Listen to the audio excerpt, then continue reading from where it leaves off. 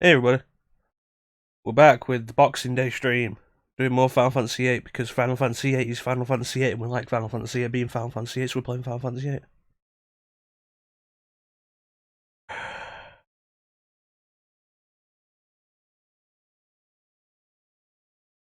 So continuing from last time, we did not play for 5 hours because the clock on this appears to be fast. But we did the Seed exam and the Diablos fight, and now we have to go to Timber for mission because we are mercenary. Let's play.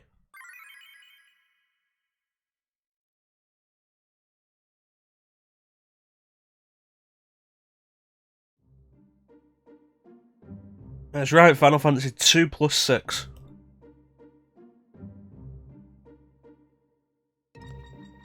You know, I thought I'd saved outside Balam Garden. I forgot we actually walked to Balam.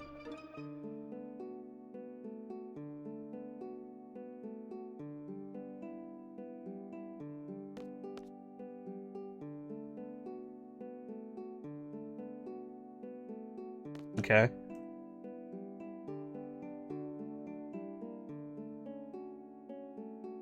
How are you doing tonight, Bane?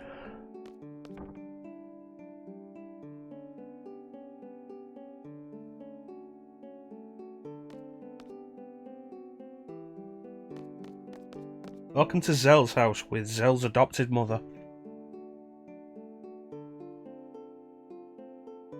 I've got 3,000. Let's go check out Zell's room. We're not good enough friends to go into Zell's room. Yeah, not too bad. Better than I was earlier.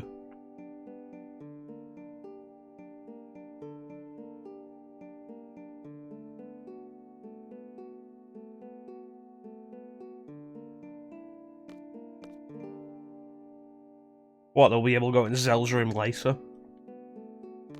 I would have thought, like, my basic instinct with any RPG like this is, oh, I'm not allowed to go in there yet, I'll be able to get in there later. But we're actually here so we can do a card game. Because I've improved my game, I've not played the game yet. I figure we may as well show it off at least once. And Mardinkt is the only person I know offhand in town who plays Triple Triad. Except maybe the Queen. So we have the Ifrit and Diablos cards. We don't have that many good cards actually right now.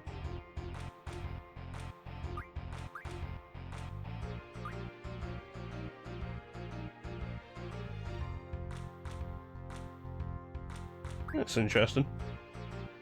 You know, I did not know that the cards start rotating if you leave them highlighted long enough. That's pretty neat.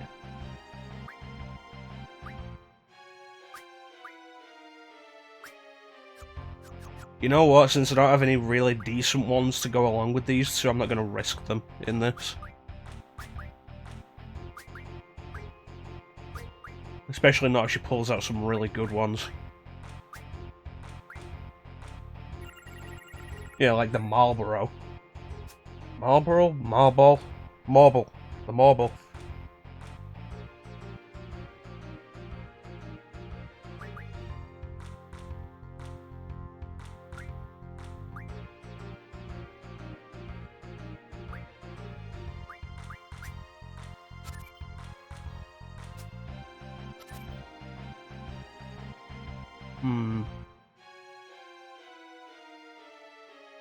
Yeah, I am not going after cards for reasons.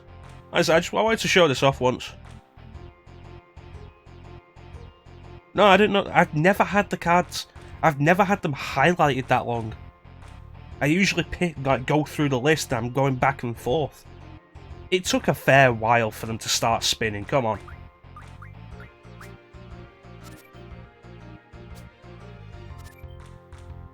Okay. Put the 3 there. The problem is that it'll be easily taken, but the same is true with the 4 versus the 6.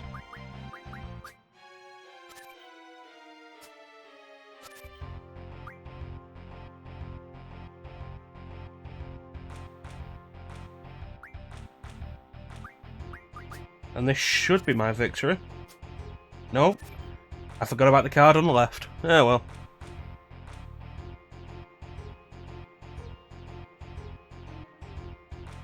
That's triple triad. Let's never play it again. I spent a lot of time doing all the card collection once. And then I just... trying to get the Renoa card was what broke me. I got the Renoa card. The problem was that to get the Renoa card, you have to sacrifice the Ifrit card. So I did, and then I never got the Renoa card. I never got the Ifrit card back. I'm doing a full triple triad stream. If we get around to doing this game for Let's Play one day, I'll do a full triple triad part. Maybe. I also forget whether or not the Queen of Cards actually plays.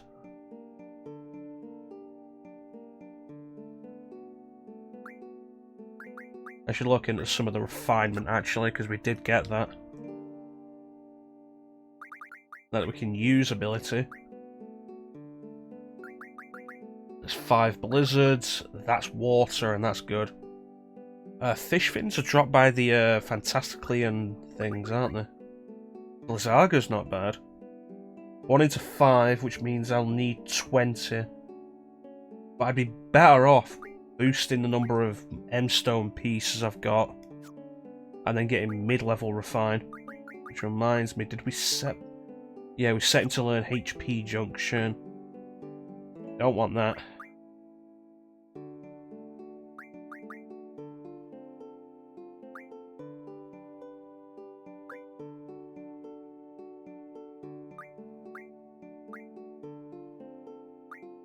That could be good.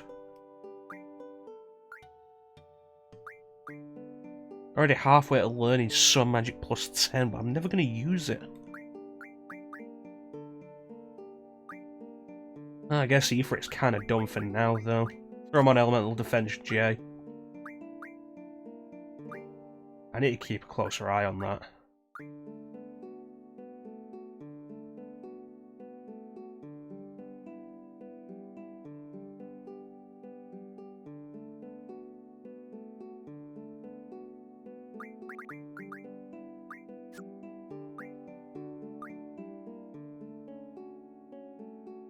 Alright, working our way to card mod. You have to get it back from Martine?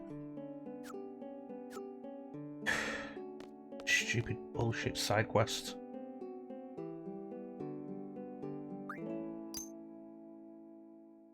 How much money did I have? Alright, that's good. 10,000. But no, there's too much the game doesn't tell you about that.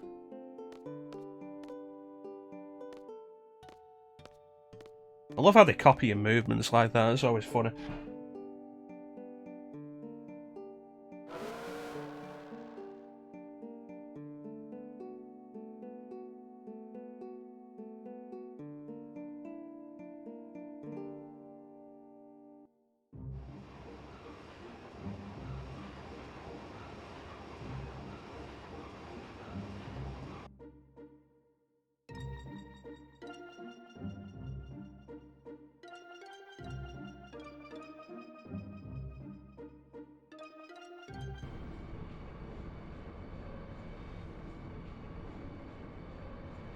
And here we get our introduction to one of Selphie's weird quirks that's never really elaborated on.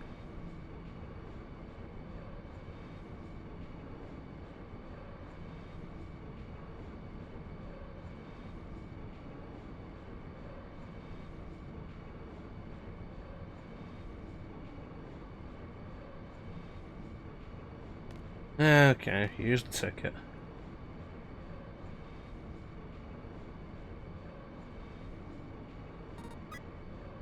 Yeah, it's like the that one side quest that was recently discovered in Final Fantasy IX, where you have to do a load of random... You have to talk to people at very specific points in the game to get an item. And it's like, how is anybody supposed to figure that kind of thing out?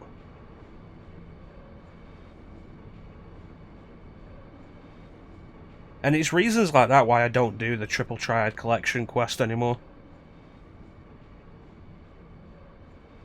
Well, I do enjoy Triple Triad, I just don't want to do the card collection.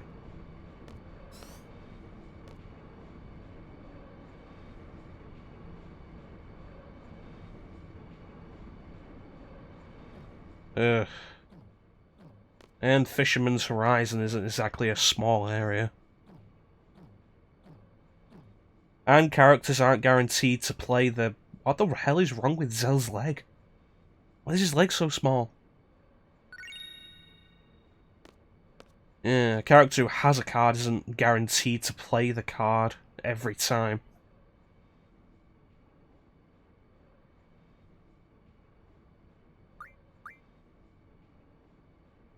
God, I didn't know that'd mean Zell would start talking.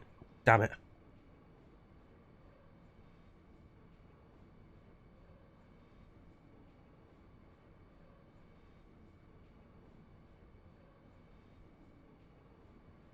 Oh yeah, I know it's a pretty worthless item by the point you get it. Hey Clem, how you doing, buddy?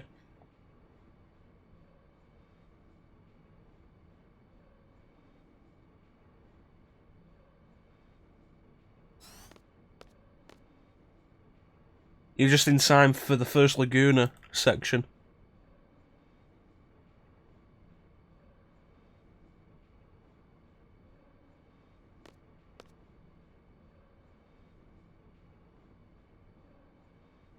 I remember the first time I got to this part and I thought some bad guys had pumped sleeping gas into the cabin. Yeah, not doing too bad. Not doing too bad.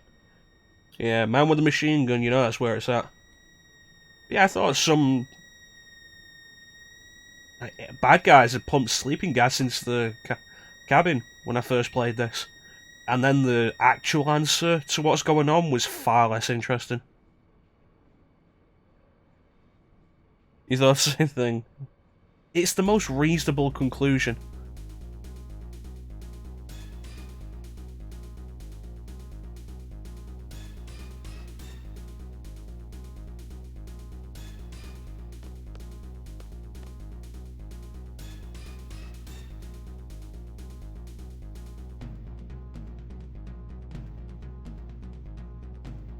Show off Laguna's limit break. Let's see, everybody's junction properly, aren't they? Good, good, good. Guys, how you doing, Star?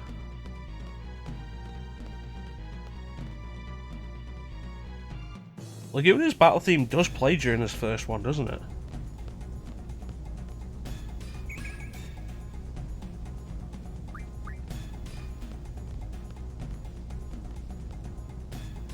There we go.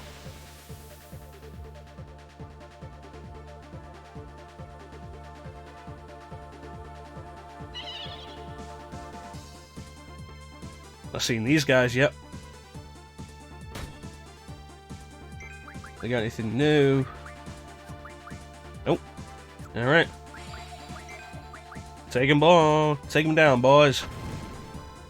Take them away, toys. Gyros is so cool.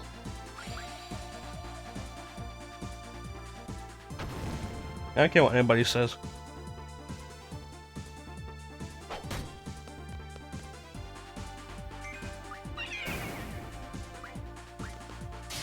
Like, who cares about the man with the machine gun when you got the dude with punching daggers there? Alright, let me get this sorted then. Special request by Bane.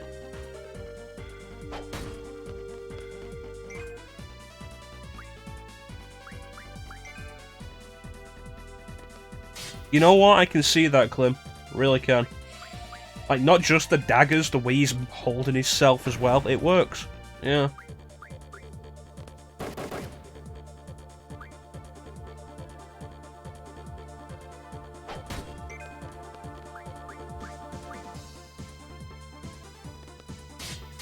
Alright, that should be low enough. There we go. Desperado.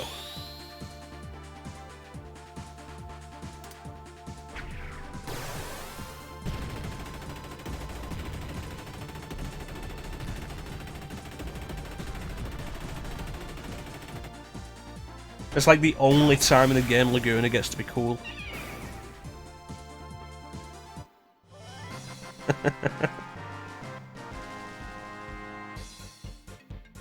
You know, I bought Soul Calibur 6 last week and I've not played it yet.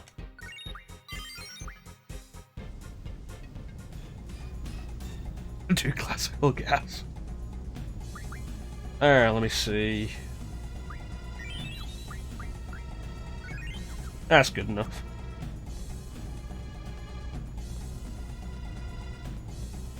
Yeah, I picked up Soul Calibur 6 last week. The deluxe edition, I got it for like £15, I think. I got it fairly cheap. Or was it Tekken that I got for 15 and Soul Calibur was 18?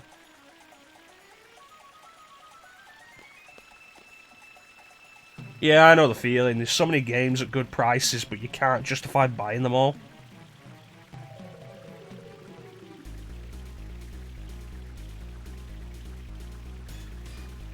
I will say, though, the situation with Soul Calibur 6's DLC still irritates me. The fact that they announced that Tira was DLC before they finished announcing the base roster was unbelievable.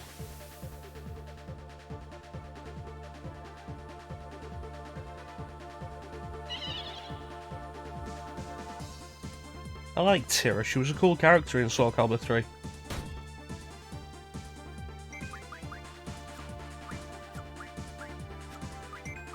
Alright, might as well go all out.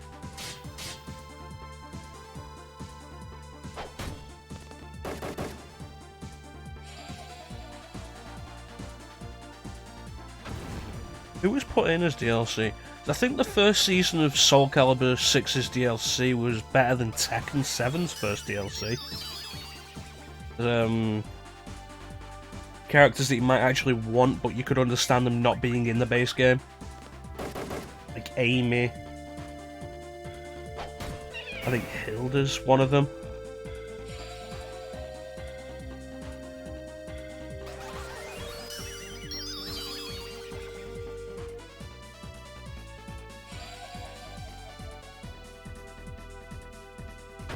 Really hope they don't have Patroclus as one of the Season 2 DLC characters.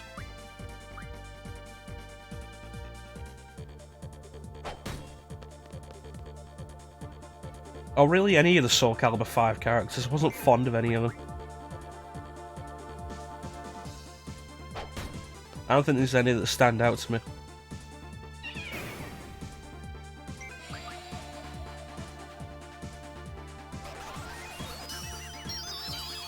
You gotta love that enemy AI. Bit of targeted water could have a real problem right now, but nope. Get him, Kyros.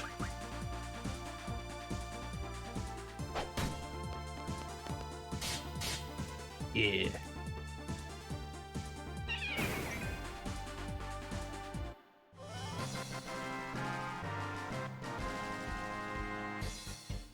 I think the main question to ask of Soul Calibur at this point is why was Soul Calibur 2 HD Online not on a Nintendo system so we could play as Link again? Ooh, water.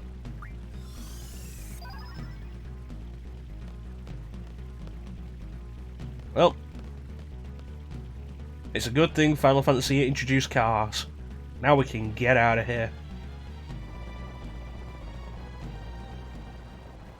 Check out this stunning preview of Final Fantasy 15.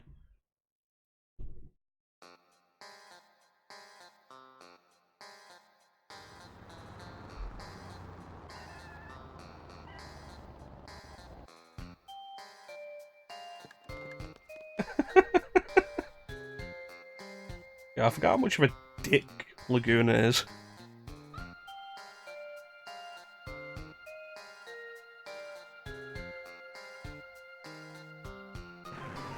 Before they got the 4th member and back when they had more personality.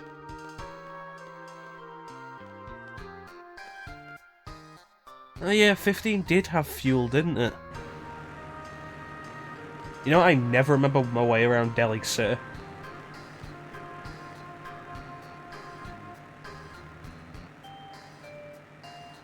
Oh, there we go, I went the right way. This entire sequence was always weird to me that... they were in a battlefield and they just drove off. So Laguna... They drove off and went back to their town so Laguna could come and... fanboy over the girl he likes. That's a weird thing.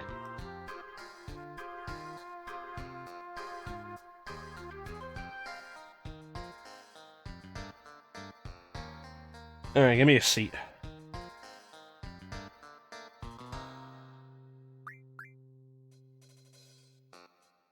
You know, I'll give you that. Fair point, but we're not going to be seeing Estar for quite a while.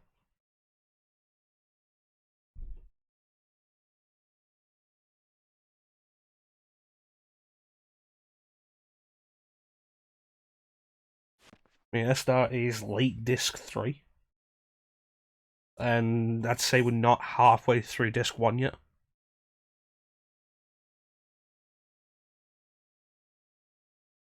I'd say kidnapping the president is probably about halfway through disc 1. Which we will get to tonight, though. Actually, we'll definitely get to that.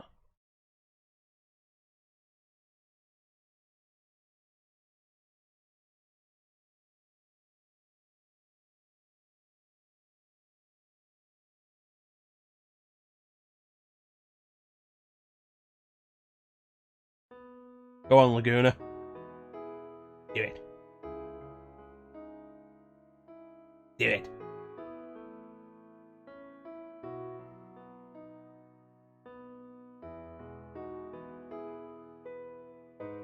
Yeah, so you say, but we know you'll do it.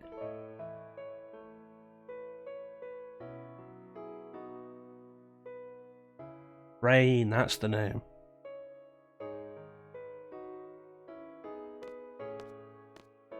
Shouldn't there be a bouncer here to prevent people from doing this kind of thing during a performance? Yeah, that's a fair point. I think we were kind of spoiled by how long Final Fantasy VII's Disc 1 is. I mean, you could argue Disc 1 in 7 is longer than Discs 2 and 3 combined.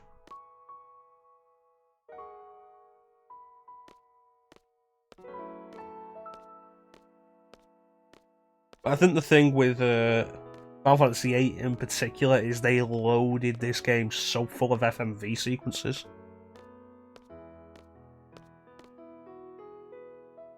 I mean, that's why the final Cypher fight happens at the start of Disc 4. It was supposed to be at the end of Disc 3. And they just didn't have the space.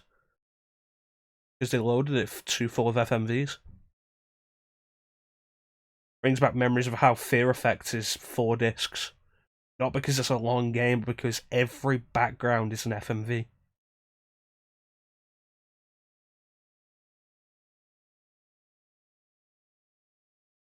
Yeah, -3. To be fair, that hair doesn't help.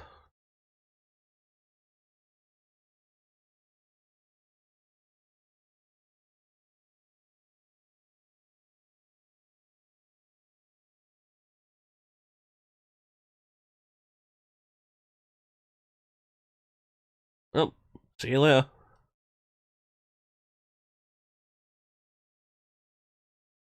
What a pair of bros.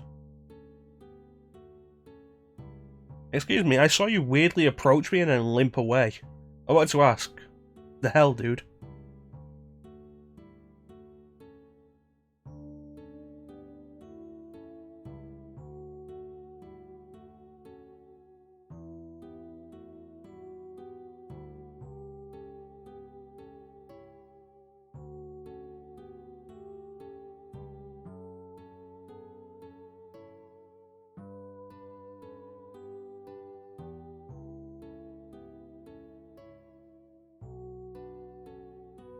I don't think Lagoon is ever okay.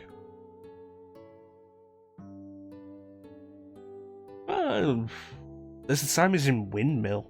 Windhill? Windhill? A small town. I guess he's kind of okay there. He's not as uptight, and he's not wearing sandals yet.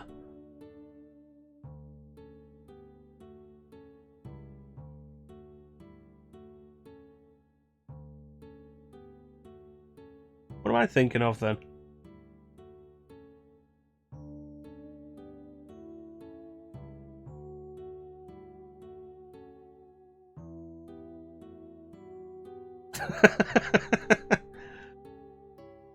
Oh no, yeah, no, we can't have a private word here. Why? Everybody's watching.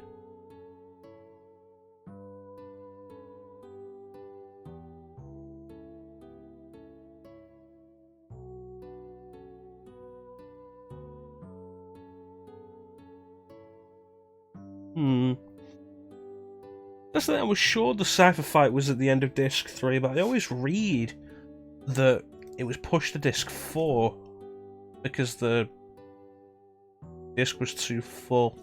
Maybe I'm misremembering it. It's the Adele fight. I don't know. I'm tired. It's not really an excuse, but I am, yeah. Excuse me. I'm looking for Julia's room. Ah, yes, you're the creepy guy with the limp. She told us you'd be coming. Let me show Miss Julia's room to you. Let me show you to Miss Julia's room. Don't worry. Our maids are very discreet.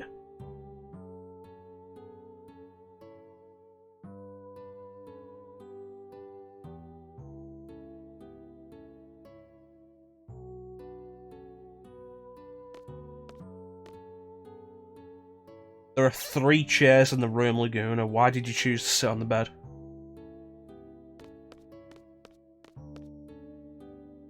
That's better. That's worse.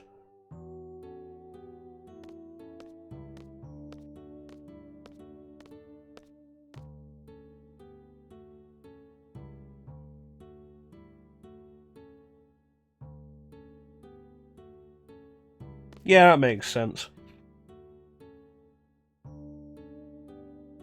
I mean, disc 4 is really...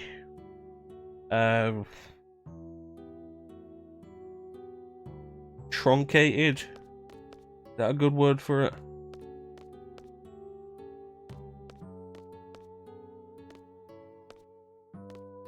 Like, it has a lot of the world map areas in a very truncated form.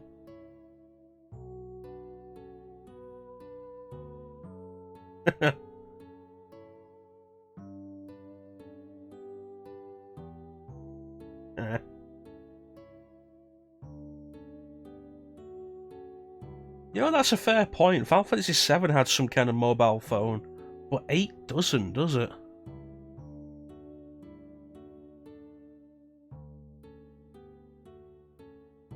And then Julia learns to her eternal regret that once Laguna starts talking, he doesn't shut up.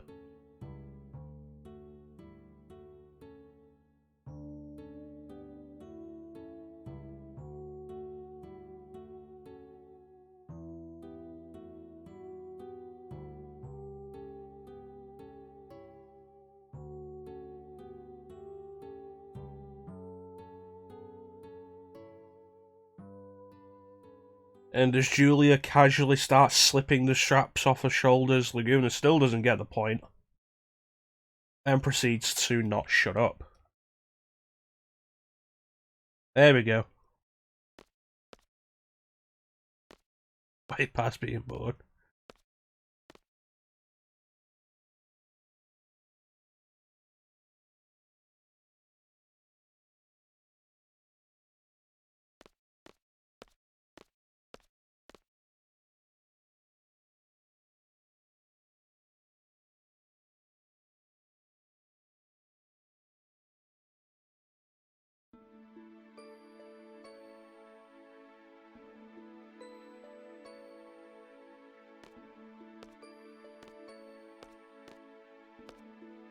What they don't tell you is Eyes on Me isn't actually a romance song. It's about the fact that Laguna was always staring at her and she thought it was really creepy.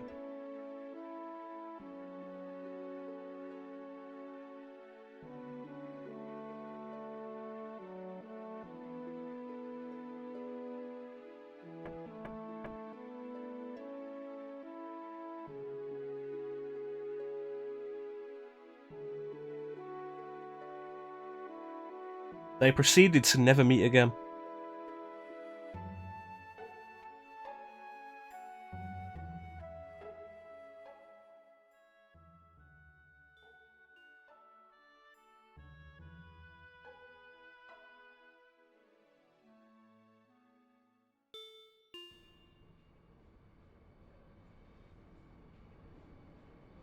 Alright, good news, we can get back to the plot.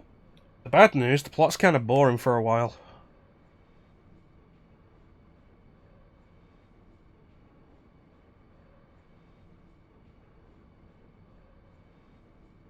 Yeah, maybe that's why we all thought it was sleeping gas, because Zell says it. I forgot about that.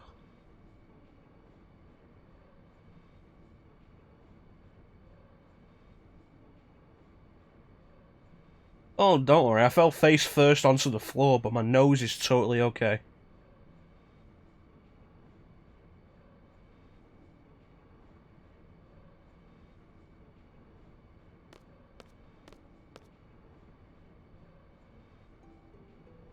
It's gonna be a while before the next fight, but the next fight is a boss fight.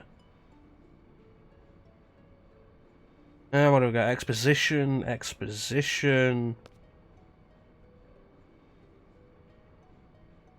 Mini game.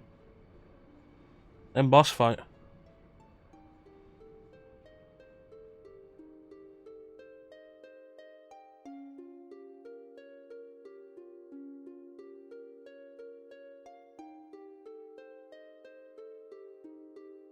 Mr. You realise that means I'm gonna have to call Renoa Mr. Garrison?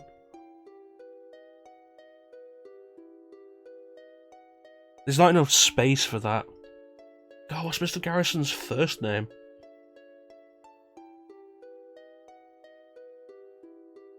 Does he have a first name?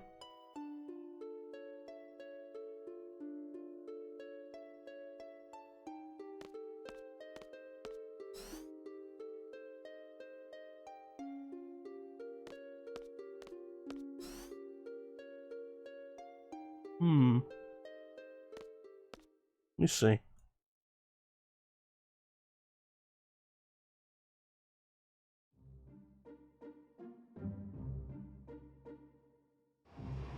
Herbert. That's his first name. So I guess we call him Renoa Herbert then. I'm okay with that.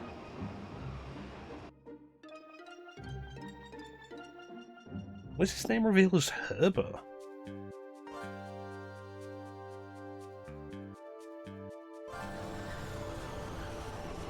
Boy, I sure hope I remember the password.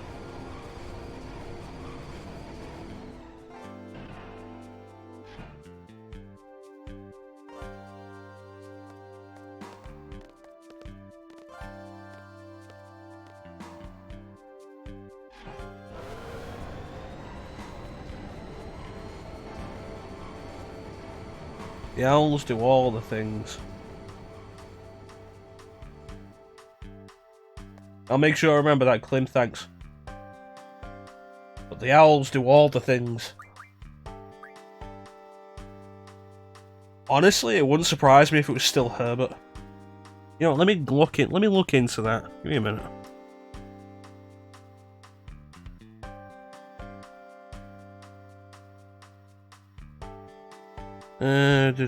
Janet. It was called Janet.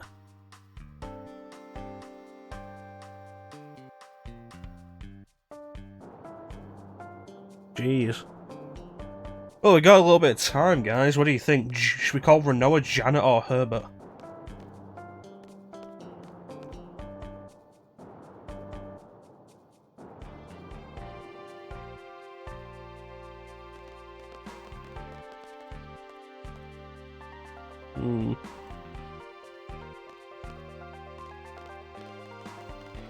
So we'll march day and night.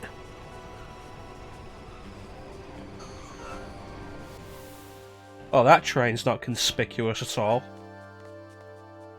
You want Herbert? What do you think, Clem?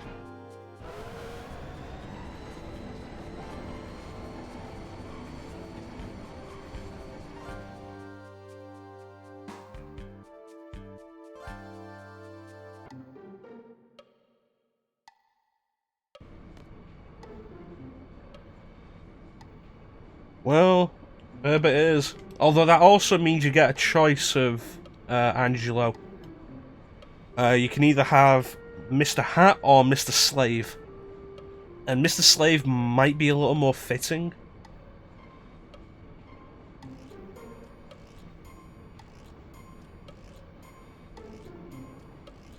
Dude, why are you wearing, like, stupid cargo shorts? Then again, Zell looks like he's wearing parachute shorts. Don't forget Mr. Twig. Nobody cares about Mr. Twig.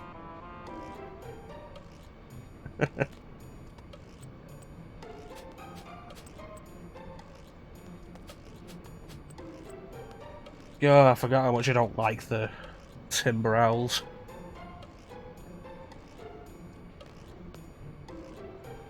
Incompetence playing at being a resistance group.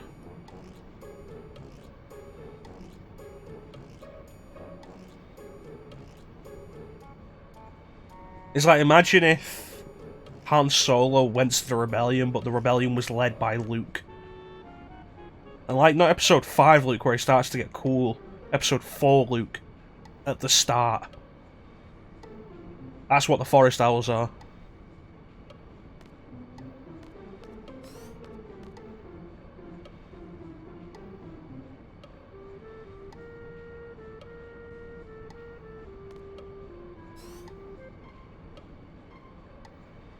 Well, I'll never see you guys again.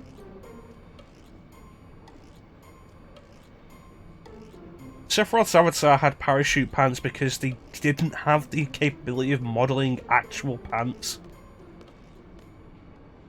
Need to do stuff with his friends. To be fair, Biggs in episode 4 at least went to the Imperial Academy.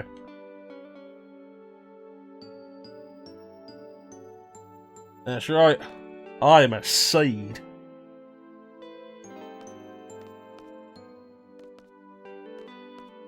Okay, you violated the contract there. It specifically says no touching.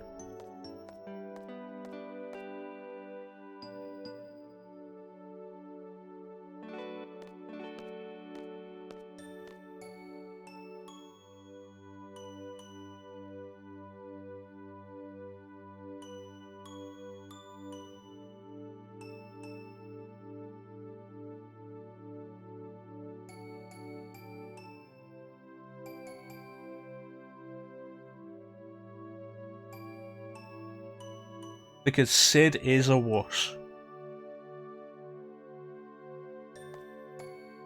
Who may or may not be able to see the future. Eh.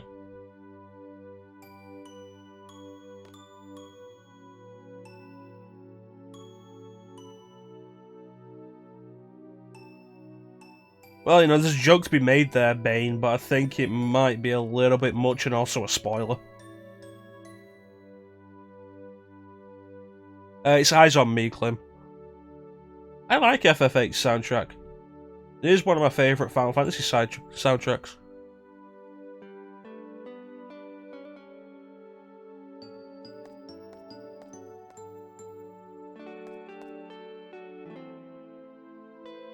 Alright, so last chance, guys. We're sure on Herbert.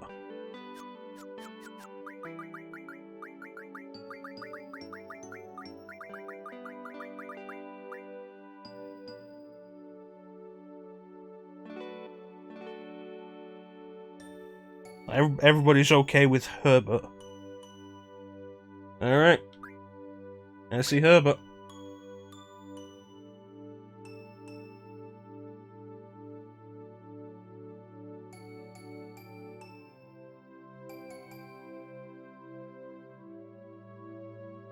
It's expected of C to learn various skills despite the fact that I'm like 17.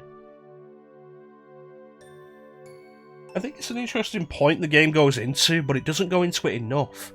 The idea that Seed are essentially child soldiers.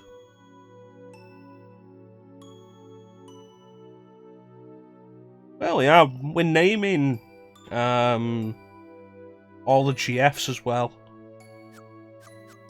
Alright, so you've got a choice of Mr. Hat or Mr. Slave.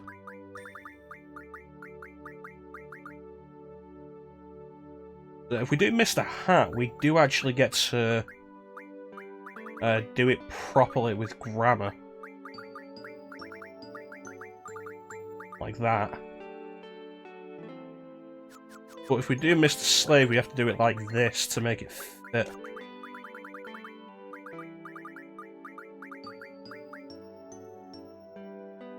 What do you think, Clem?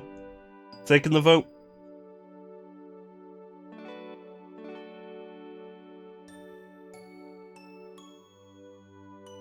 Alright, Mr. Hat. I mean, technically, Mr. Garrison's hand was inside both of them at one point or another.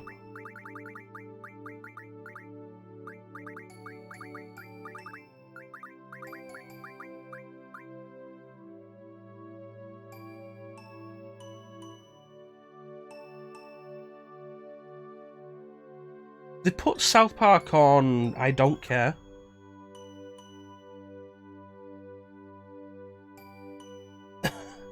That's fair enough, Clem. Oh, what was I saying?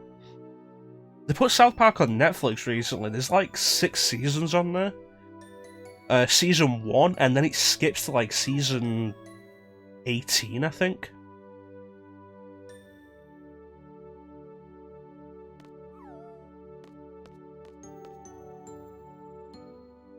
Well, I'm not going to have Herbert in my party unless I have to, so we may never see Mr. Hat.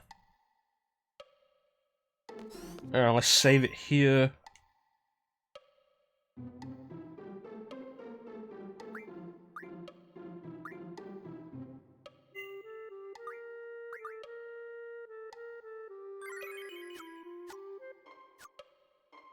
And let's go and do the mission.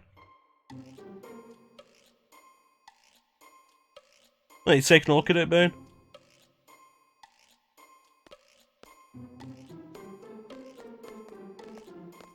I mean, it's been a while since I've watched season 1.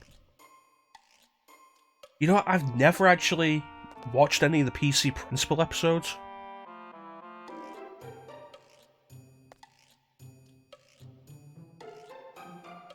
So what happened? I caught up with it several years ago, and then I didn't keep watching it.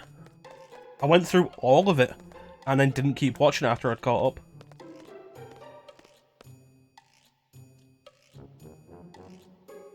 So it was weird for me when I was playing Stick of Truth and PC Principal was in that, because I was like, what happened to Principal Victoria?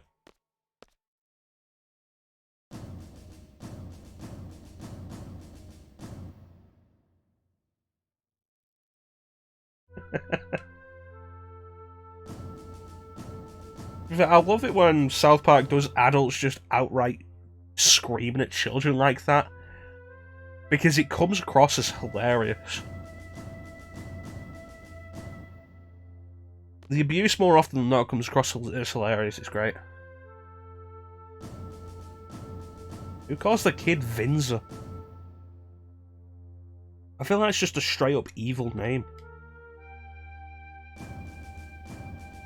It's like when you find out Doctor Doom's name is really Victor Von Doom and you think, jeez, he had no chance at a normal life.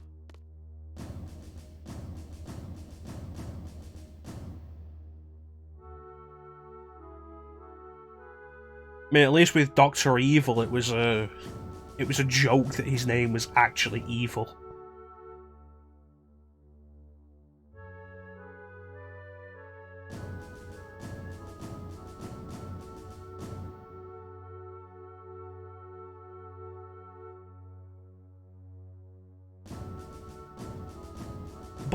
Butters really came into his own. I think after Kenny died, you know, what was supposed to be permanently, when Kenny was just gone for a while. And of course, Randy slowly built up in the background and then suddenly became this really great character who's doing all this weird, stupid shit, and it was great. Cartman has always been like the censor of the comedy for the boys. It's an interesting thing to note that as I've grown up, you've realised that Cartman isn't so much funny as he is a horrible character, and that's the comedy.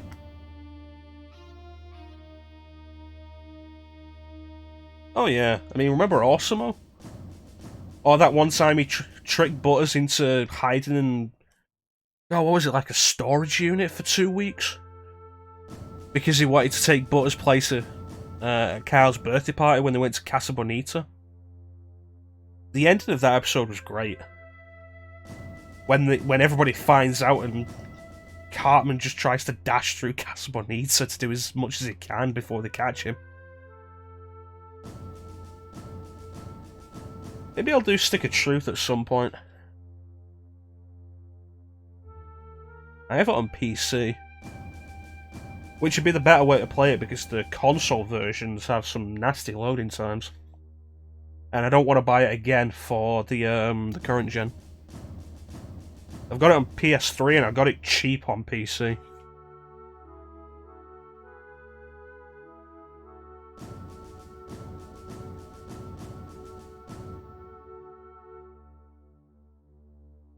Sound and temperature.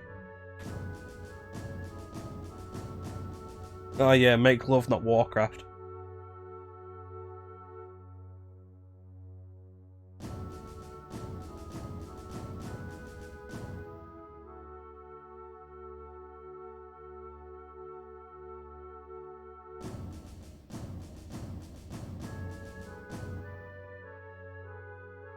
I feel like as South Park made the transition from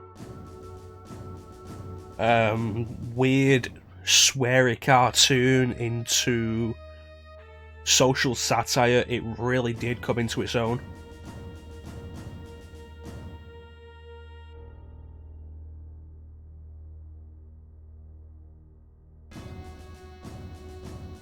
Oh, can you believe South Park was actually before the time when animation for adults was considered like a real thing? And that's why South Park was so controversial back in the day, because it was a cartoon, and everyone was like, cartoons are for kids. It's essentially the same issue video games had in the early 90s with the congressional hearings. The idea that video games are toys for kids.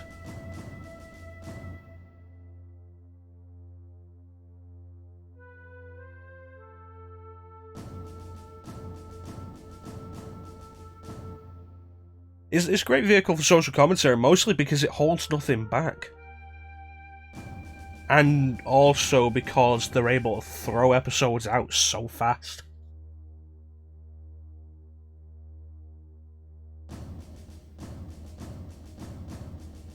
Yeah, maybe I'll do Stick of Truth at some... I say maybe, I'll do Stick of Truth at some point. It was an entertaining enough game, though it wasn't particularly challenging.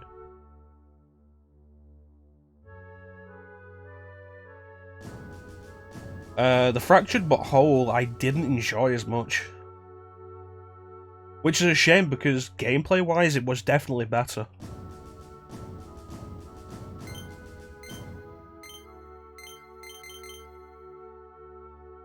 Yeah, I've got it, thanks.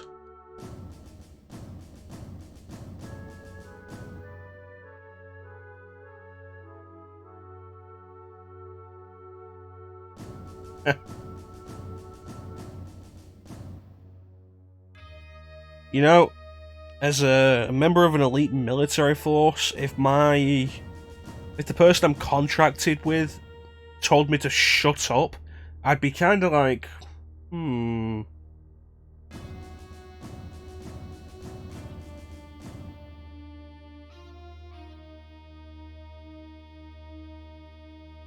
Was Family Guy banned?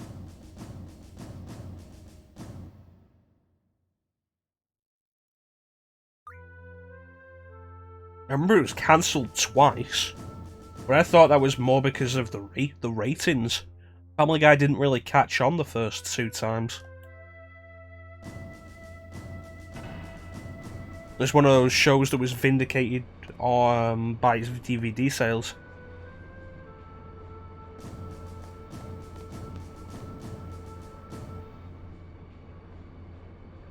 You sure about that? Because that sounds about the length of time that it was just cancelled for.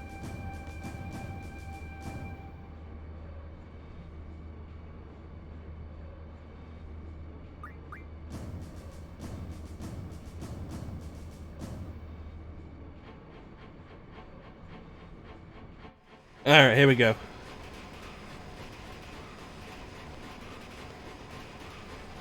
I love how it's marked as the President's private train.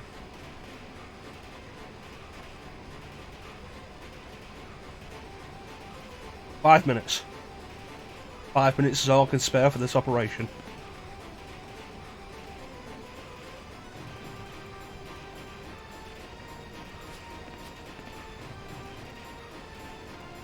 Alright, fair enough.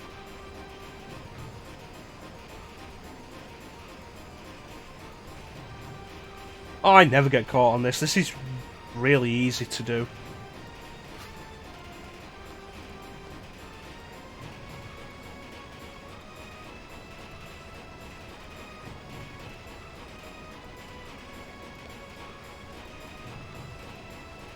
Alright. Yeah, I gotta say, the model, the pre-rendered images for the train cars look quite nice. Like, very clean.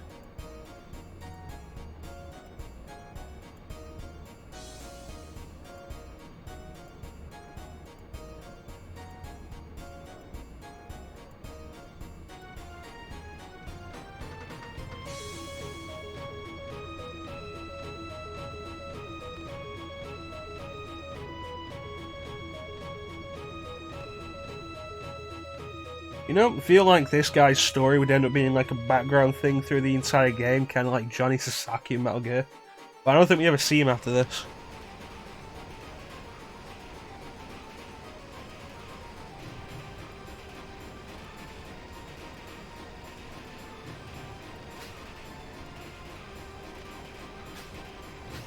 Alright. Let's do the uncoupling.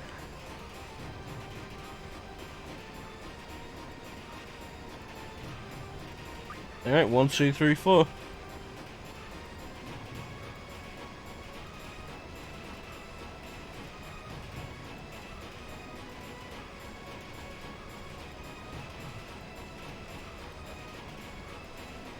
Okay. Come on. Come on.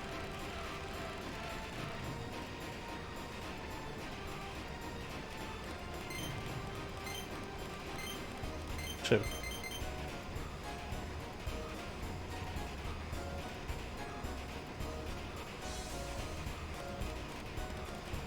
Oh, up. Yeah, go up, go up. Jeez.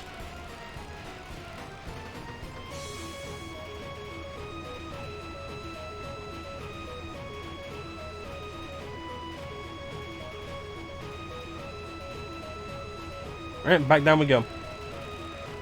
Alright, what is it? 4, 2, 4, 3. We should get this next one done before they come back. 1, 2, 3, 2. That's it. Let's get out of here.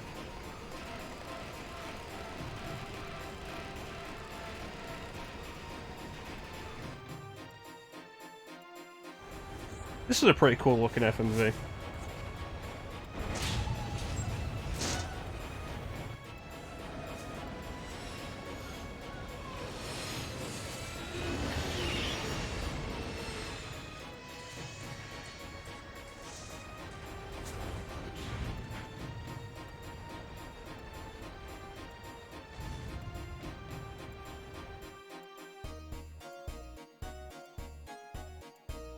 Probably is like one of the main visual tricks that made Final Fantasy VIII stand out against everything else. The smooth transition from gameplay to FMV, from pre-rendered background to FMV, And the fact that you can still move during them.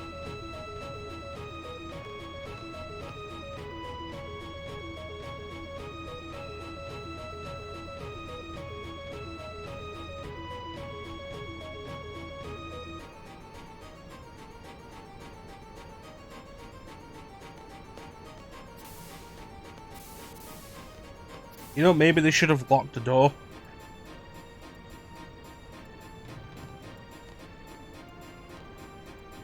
To prevent one of the soldiers from just walking into the Resistance's train.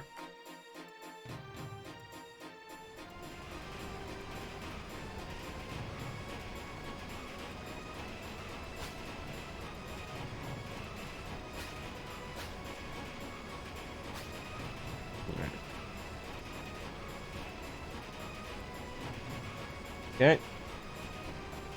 Yes. It'd be kind of a problem if I'd forgotten in the last 2 minutes how to do this.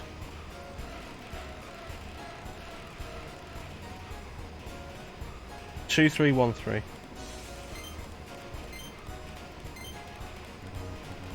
Damn it. I'll press Dex instead of square. 4, 3, 4, 1. Okay, go up, go up, go up.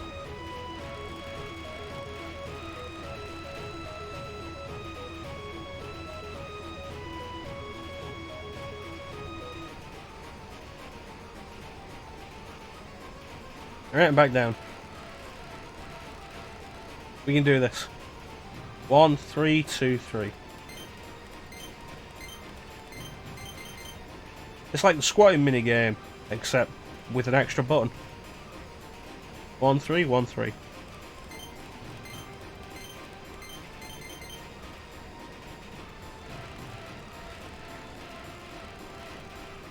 That was about as close as I want to ever push that.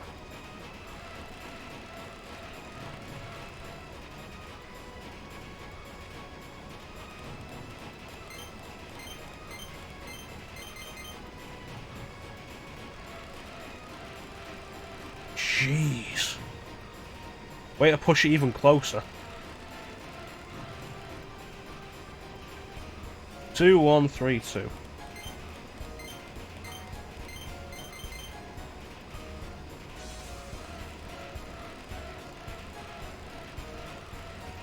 I went down and I wanted to go right back up when I saw the blue guy coming, and it wouldn't let me. It went right into the next code.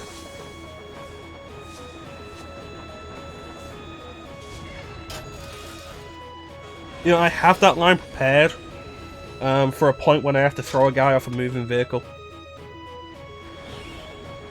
So far, I don't think it's come up in any of the games I've done.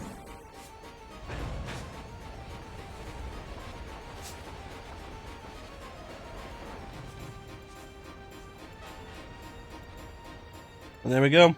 Kidnap the president really easily.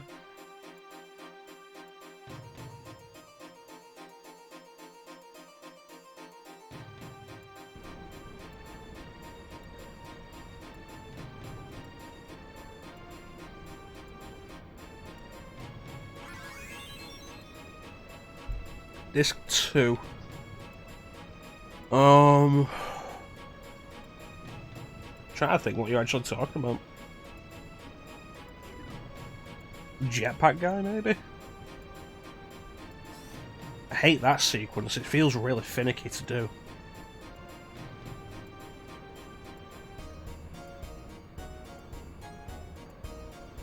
I'll begin serious negotiations.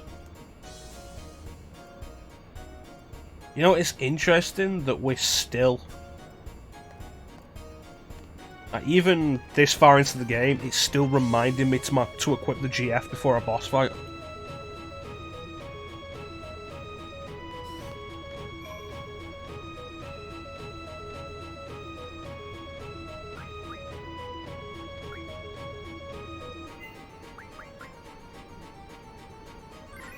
Alright, here we go.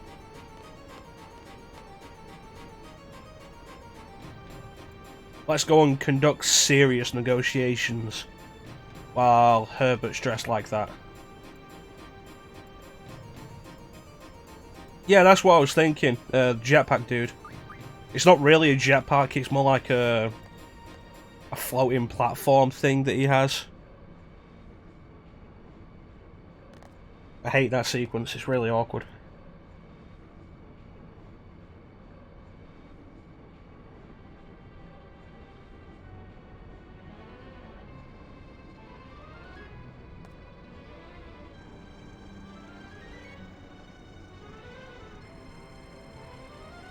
A body double?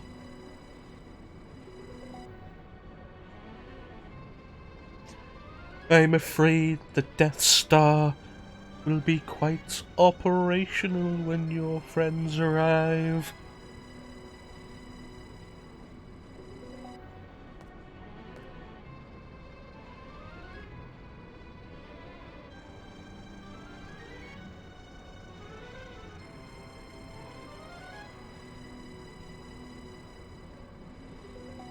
Good work there, Renoa. Just go into the... You know what? I'm not going to talk about Renoa doing that when Selphie just did that, and Selphie's supposed to be a trained seed.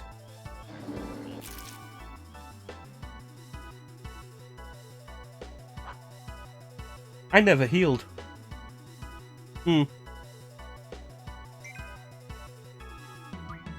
Why doesn't Selphie have anything? Is it still in Keystus? It shouldn't be. Why doesn't Zell have anything?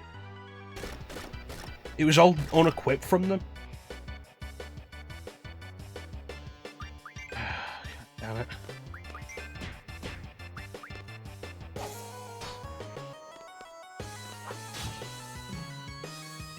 Fights the characters.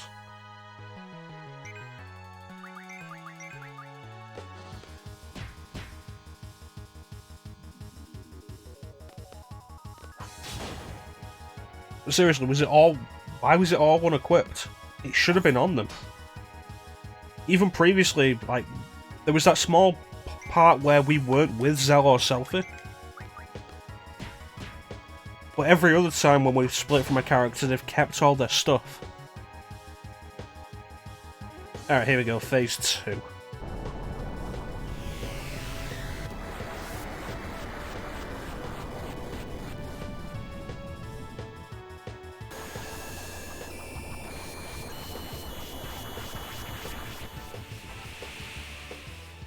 I suppose it's a hint towards the fact that it's an undead monster.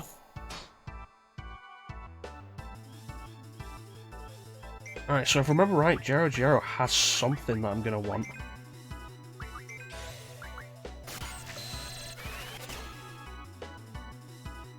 Zerk.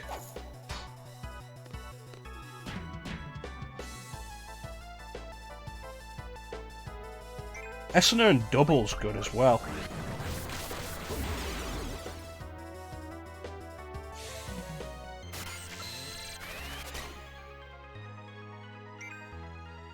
Zombies, yeah.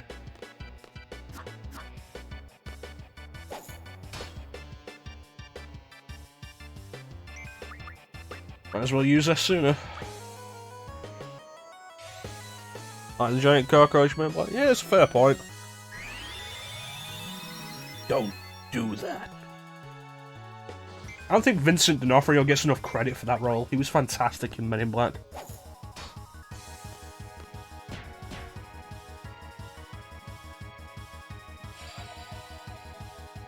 Casting Berserk on the characters who can only attack anyway. Okay, that was actually a smart play, fair enough. I don't have item.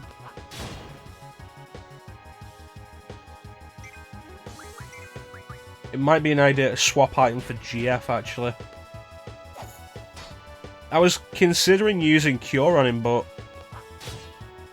can't now. And since 2 of my characters went into this fight with no GF equipped for some reason, I was planning to just have Kenny draw. Like, have Selfie and Zell attack and have Kenny draw Essendon for the fight. Oh, that's not happening now.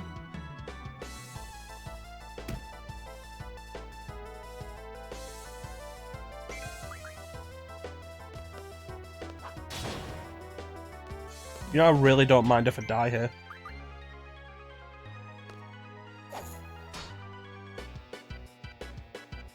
So I can actually do this right. You know, Jero's kind of a forgettable monster, but the design is really nasty. Pretty neat.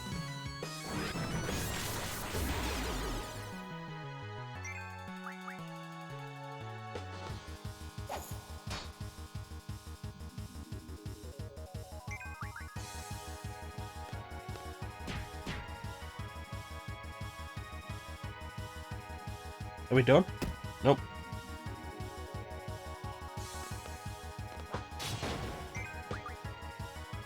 You ever see that one playthrough somebody did of a no junction run for the entire game? That was crazy.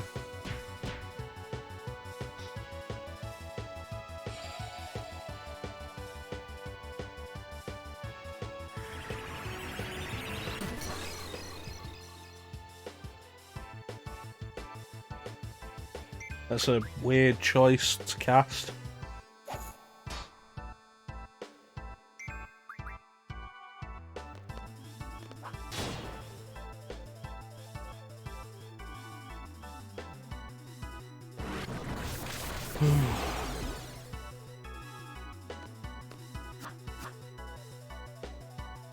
I was looking forward to getting to a boss fight as well.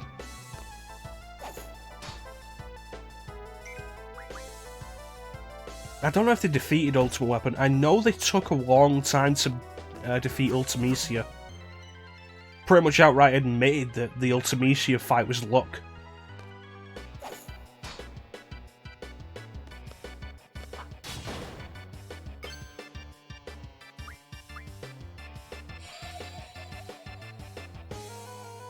Yeah, I think Jero has a cool design. He's not put any buffs on.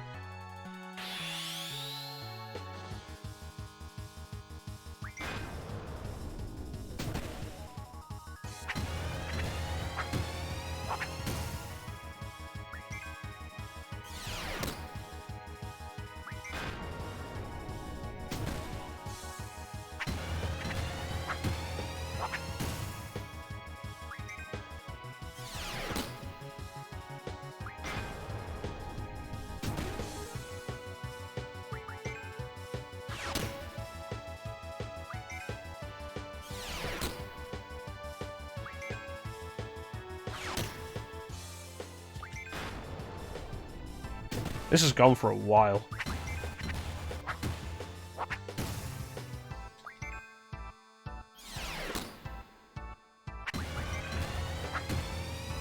We get one more. Oh, just barely.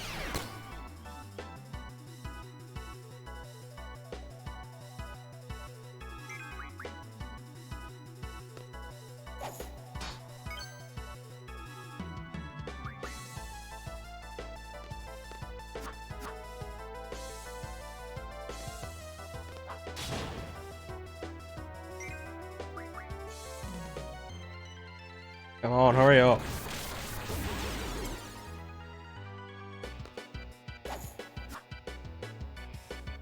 Ugh. This entire sequence could have gone so much better.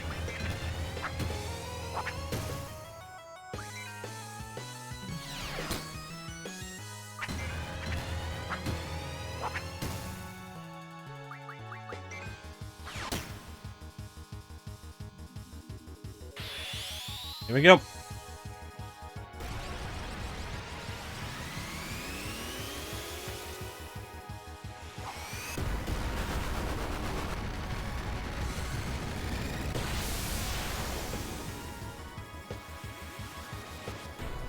The numbers we're getting here really aren't that good.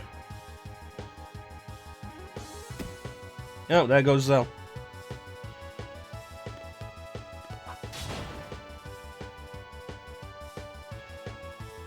Maybe I should have had Selfie attack herself.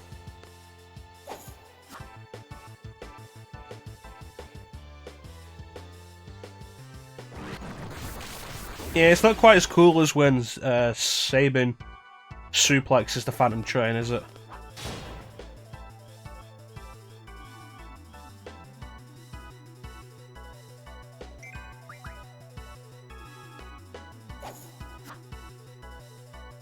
Ugh.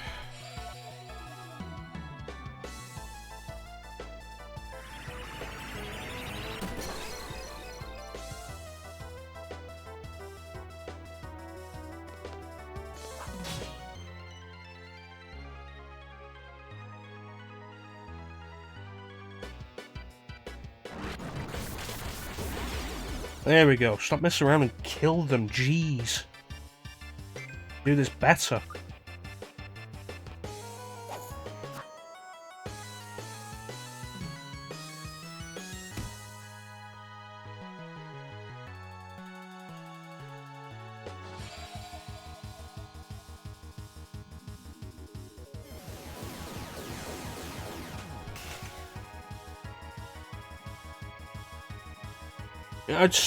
I do really want to know why.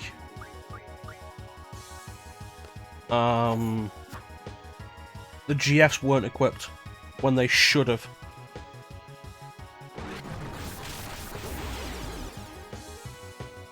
Because we need to see the punishment for this stupidity.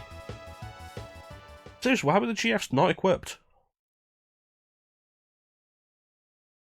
Plus, the game over screen is also the only place in the game where you hear the prelude.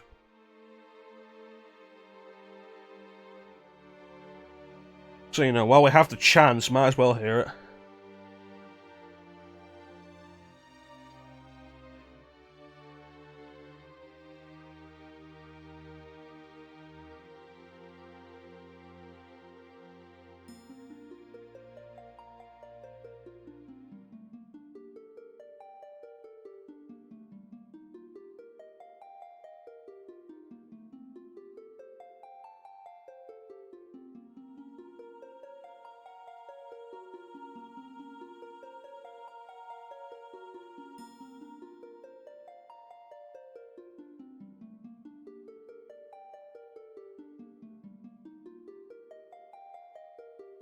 It's pretty neat, but it's kind of disappointing. This is the only place you get the prelude, and it's a weird version of the prelude as well.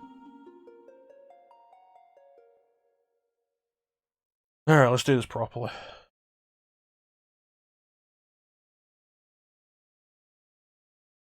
You have to make sure to check every time before a boss now.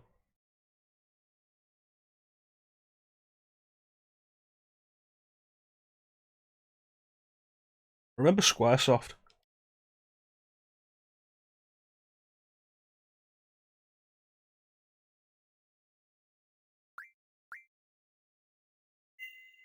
Alright, let's do this.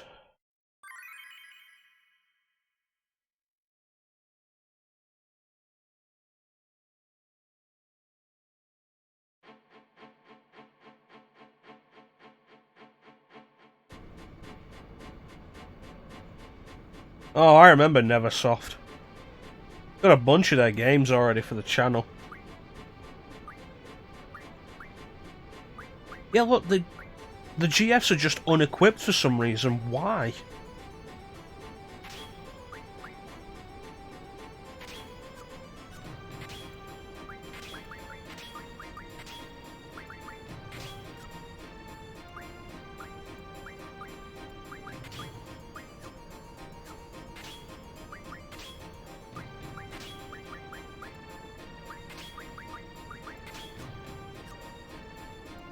Alright, let's do this then.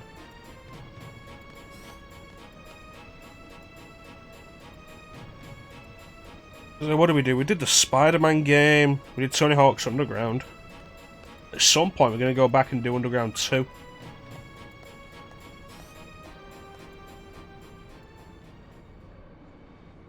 We might do Apocalypse at some point as well. But unfortunately, beyond that, like after Spider-Man on PS1, Activision just pushed Neversoft into doing the yearly release of franchises thing. It was Tony Hawk for a while, and then they threw them onto Guitar Hero.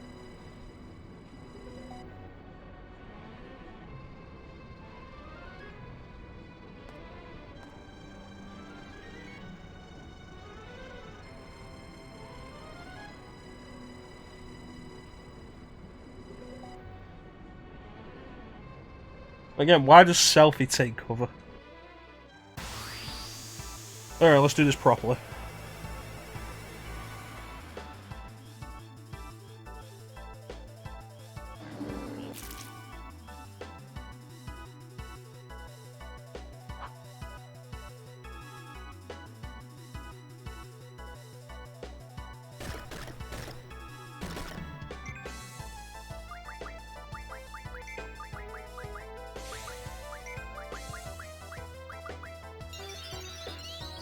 MDK was done by Shiny.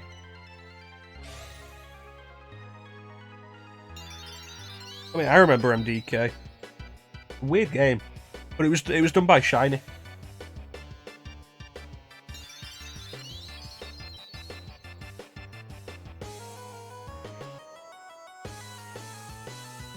All right.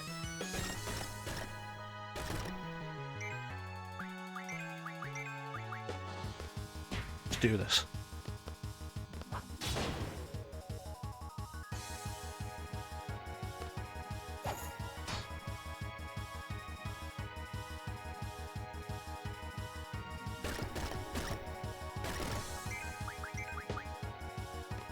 Yeah, I'm a little surprised the bite attack doesn't actually inflict zombie.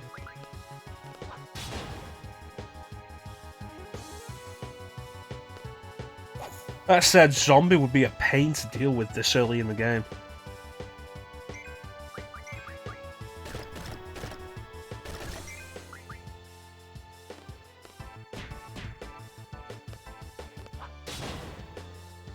No, it was definitely Shiny. It has that trademark Shiny weirdness to it. I think BioWare did the second one, though. I'm not sure, but I've never played the second one. Alright, here we go.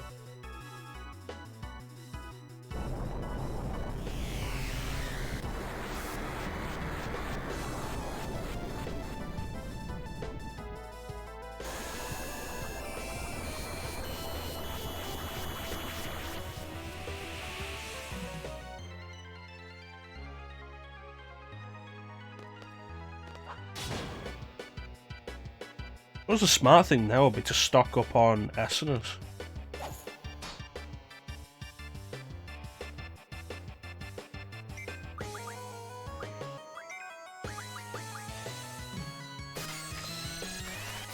You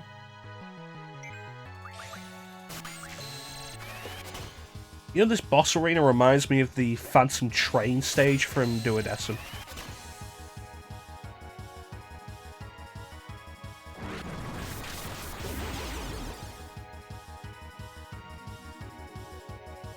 And that's why we get the Essener.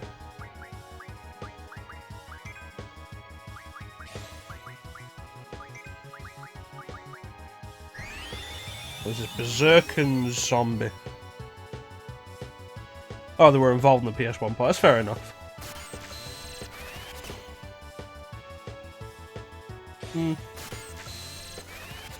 Wasn't aware they did ports. I wasn't aware they did any kind of porting for anybody.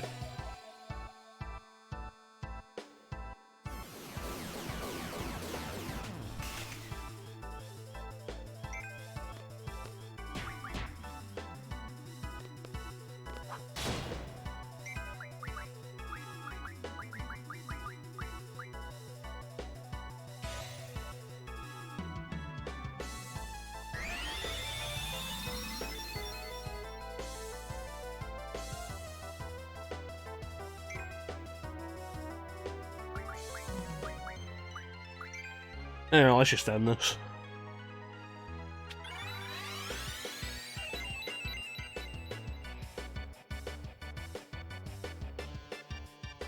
No, I always liked in Final Fantasy VII, when you throw a Phoenix down at Gene attack and it hits, it just says death.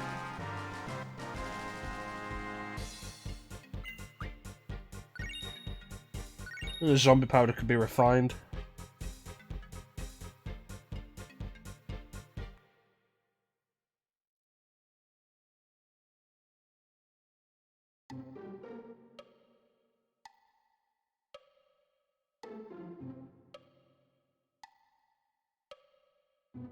I can't believe it's not butter.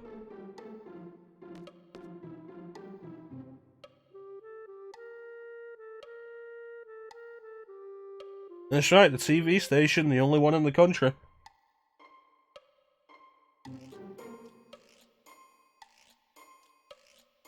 Yep, Gene attack.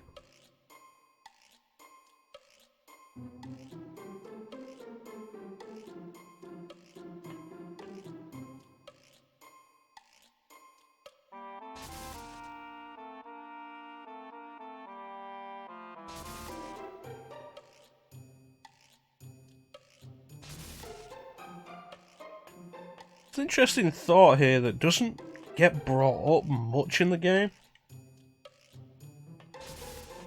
That radio waves just don't work. I mean, there's a reason for it, and I think the reason's explained later. And there is foreshadowing for it when we get to the big TV.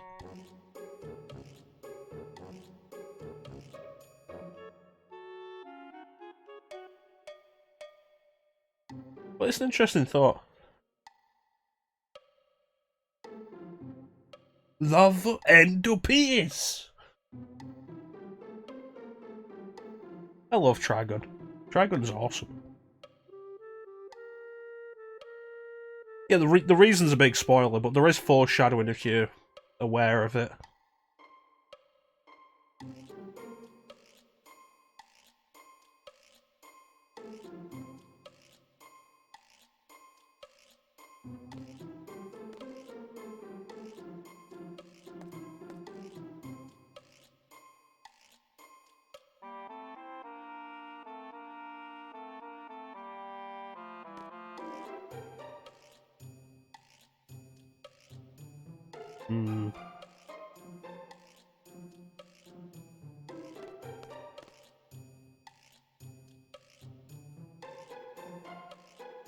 Yeah, whatever, where's the contract?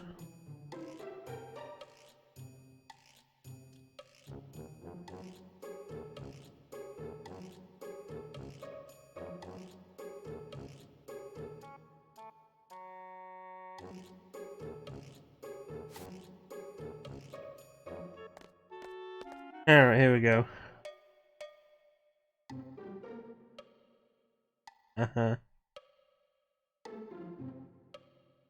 Operate under the supervision. Yep, we are the elite mercenaries. Can't figure out a contract when it's not actually that difficult.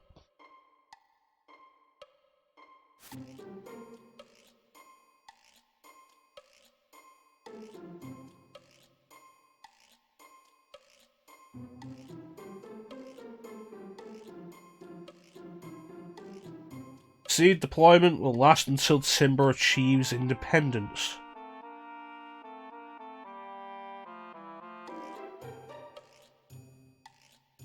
Cool.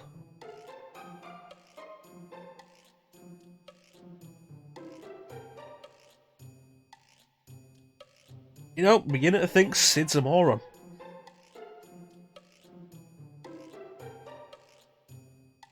Even Selfie caught the problem with that contract.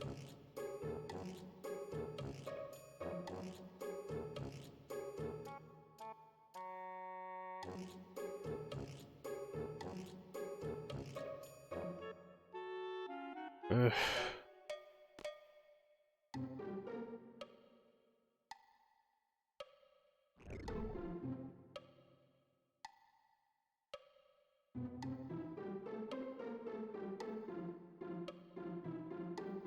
Well, the ones heading to the TV station will be Herbert, apparently. Yay. You know, take selfie, I like her limit break. Oh, I need to do the junction exchange.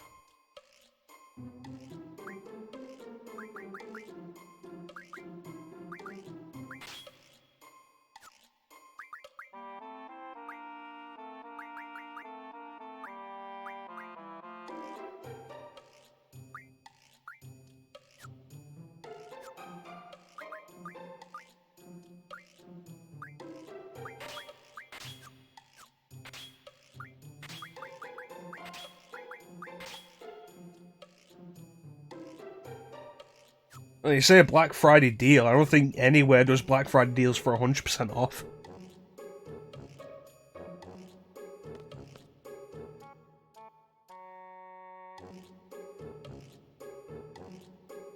Dude, I'm surprised that Norg even allowed that to go.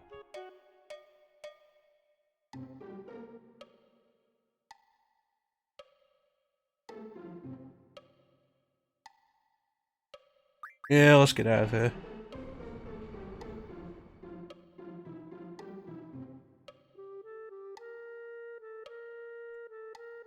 Well, the only explanation I can think of, taking information from later in the game into account, is Sid using knowledge of the future.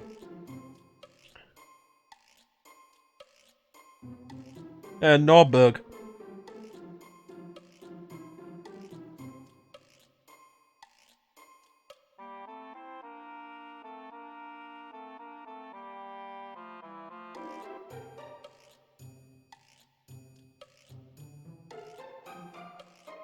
Good old Norberg.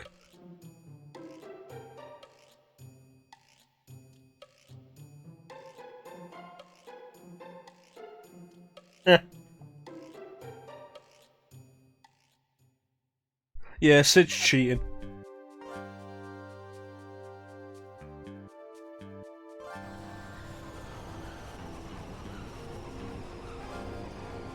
You know, it's good to see that everything we just did essentially amounted to nothing, and we've gone back to where we started.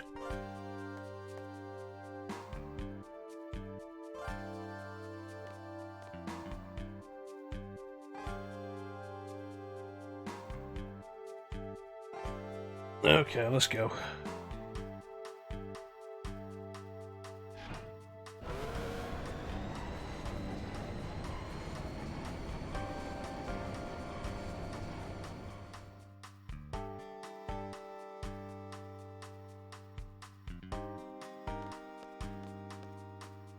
To be fair, I think this is one of the most blatant examples of it.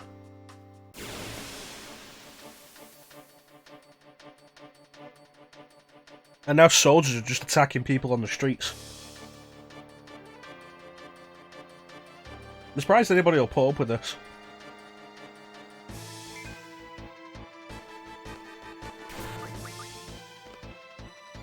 Yeah.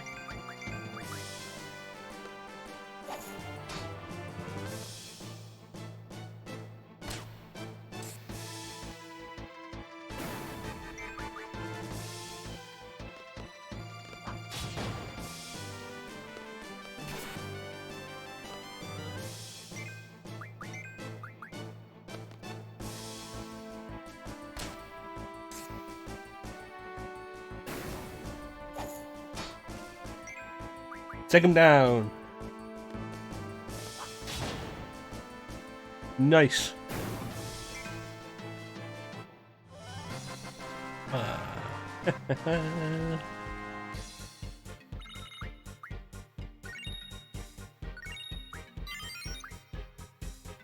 Okay, what I really want is for... what do we call Quetzalcoatl? Stan? Yeah, we really want Stan to get card mod. We're gonna start doing something with these cards.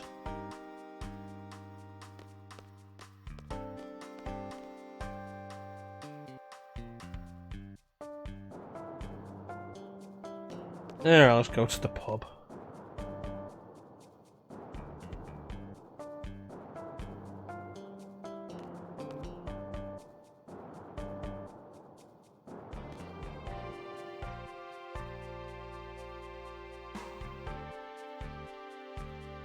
They say country bumpkin, but this seems like a pretty thriving town.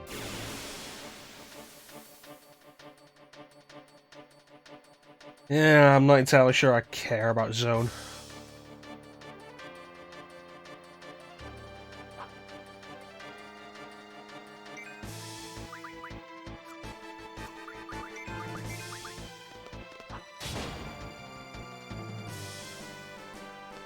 You know, at least we're going to get to hear the Ideas theme soon.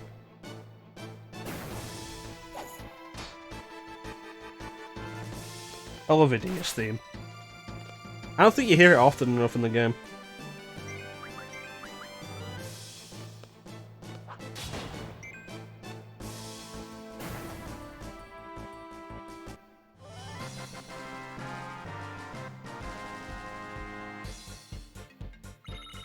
It's a nice idea, but I don't think we're gonna need it. There we go. Wendy's learned something.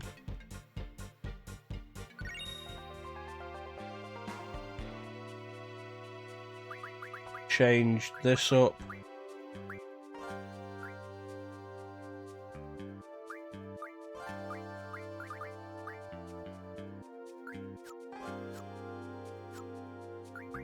So let's see what we can learn actually with the...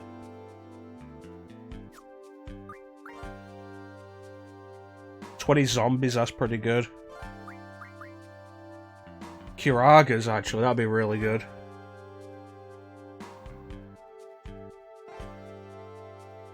No, it would be worth actually doing the tests to boost our rank.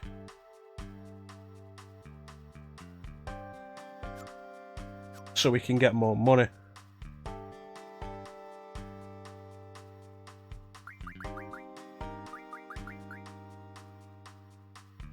Considering how easy it is to end up with a load of Kiragas, which means quad digits really early on for your health.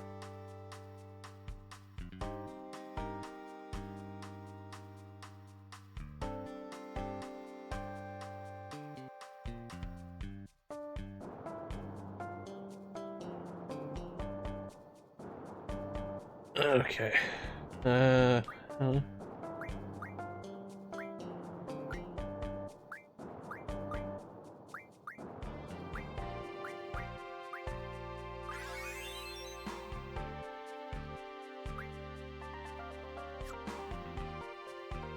Nine. Alright.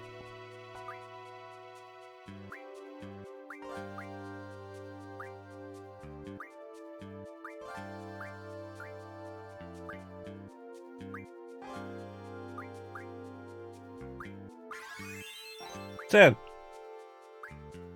I forget, is it the you can only do a certain number of tests up to a point. Is it you can only do the level test up to your level, or you can only be the same rank? No, it has to be up to your level because the rank has a different, the seed rank has a different number system.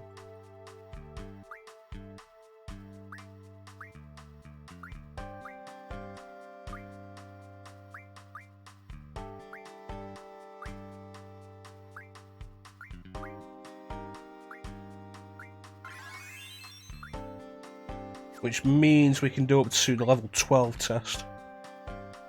Which should push us up really high, actually.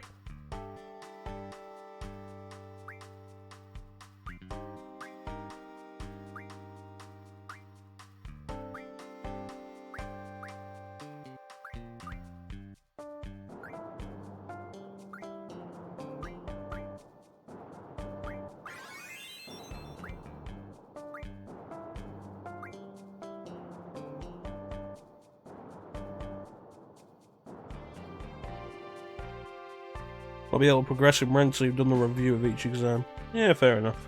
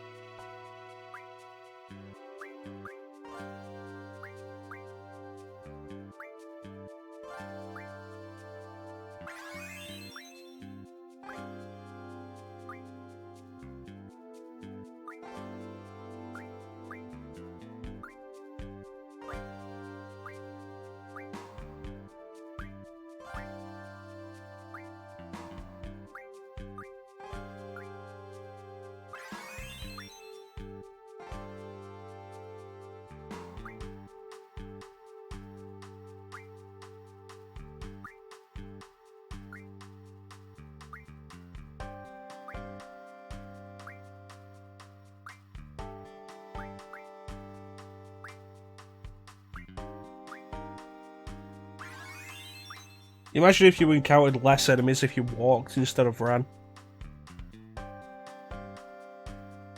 Wasn't that a thing in Pokemon after they introduced the running shoes?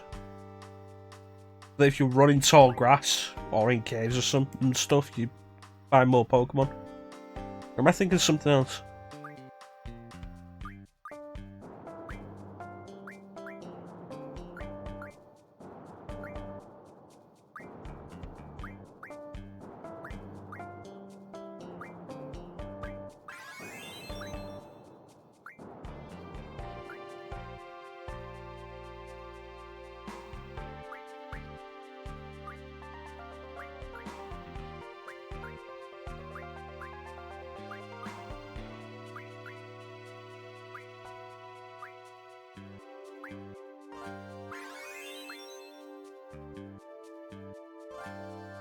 Where are we at? 17.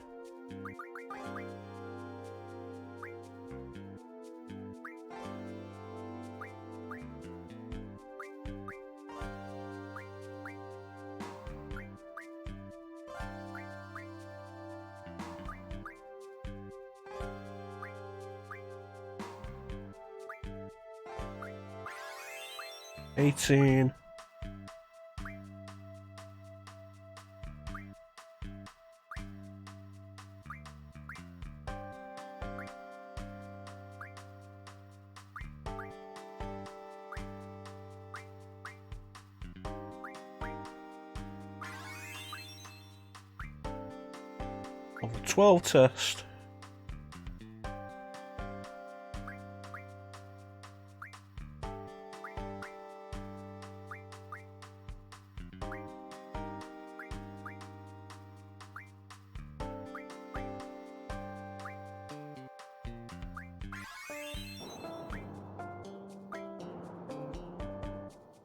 Can't take anything above 12.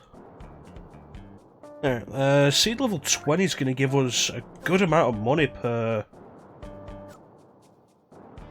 payout, I guess.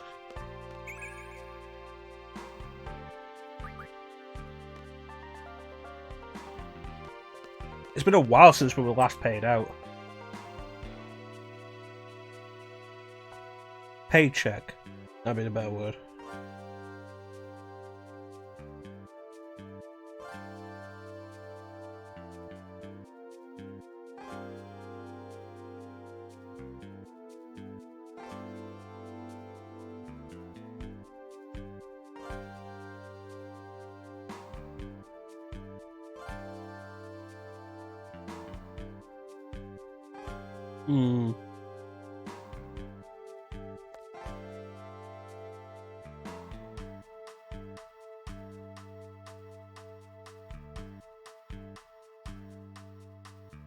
Veil's not a rare card, is it?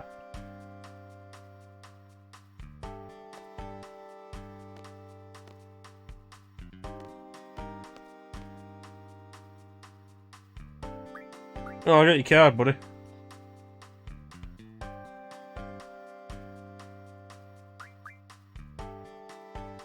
Is this your card?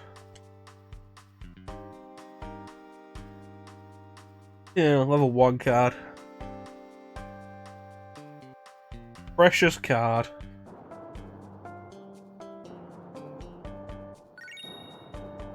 The Sombra is a little more interesting. God, I don't want to deal with Sombras.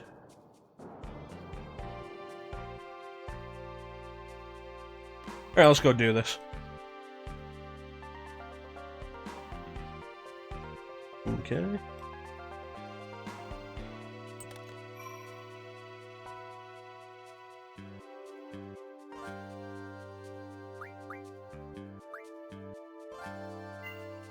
If I remember rightly, there's no fights up here, so I don't have to worry about whether anything's junctioned or not.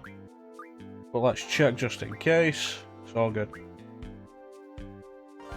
How many Esseners do I have? I think I've got that many. 54 Esseners. And it's done that kind of boost to the HP already. Nice.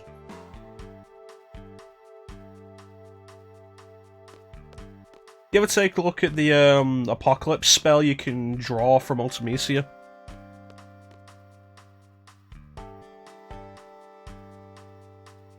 Like, you never get a chance to junction it in-game.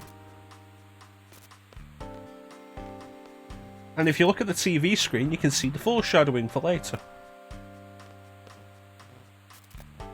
You never get a chance to junction Apocalypse in-game, but if you use a cheat device to get Apocalypse early, you can junction it, and it massively boosts your stats.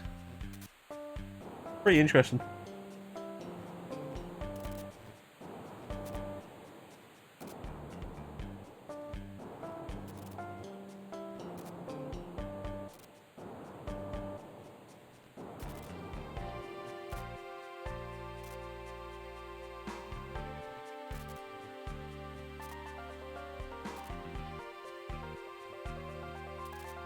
We don't stand a chance if we take on all the President's guards head on, do we?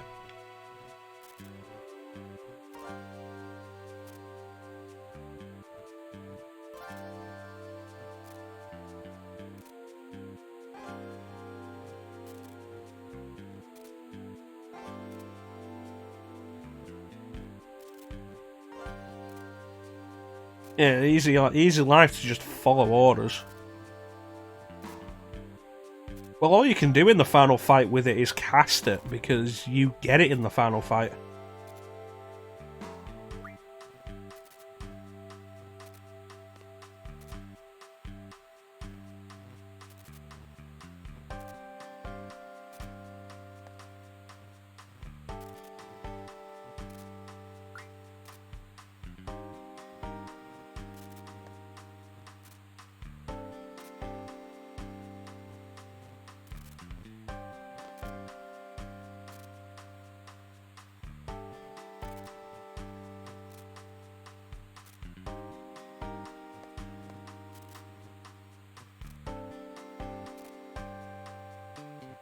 Don't try and guilt me over not being one of you, you amateur.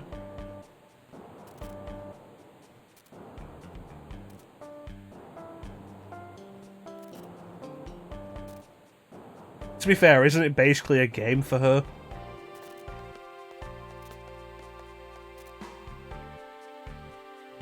And Zell just happens to casually stroll up at that time.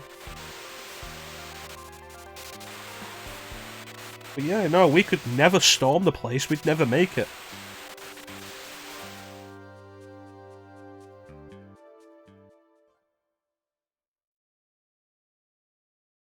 Yeah, it's an easy life to just follow orders when your orders come from an imbecile. You know, I always forget that the president's blonde. I always assume he's brunette. Wait, no, that's not the president, that's the announcer. What am I thinking of? I'm confused.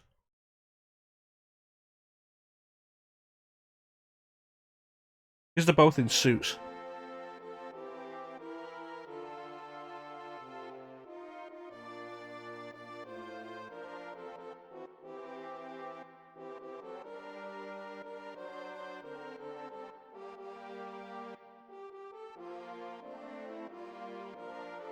You know, I'm not sure why, but President Delling always came across as a Richard Nixon type to me.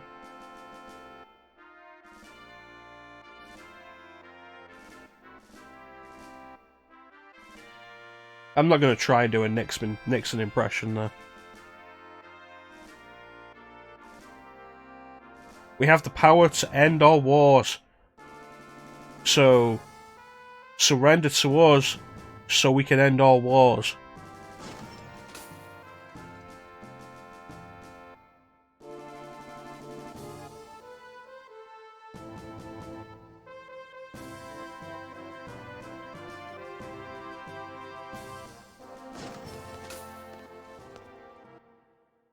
But yeah, no, we couldn't possibly storm the place, and then Cypher comes in and storms the place on his own.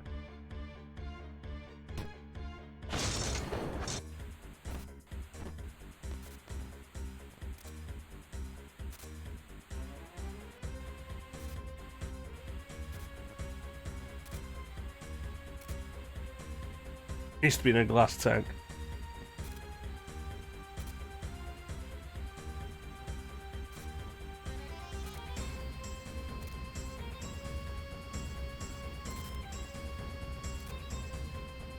Alright, here we go.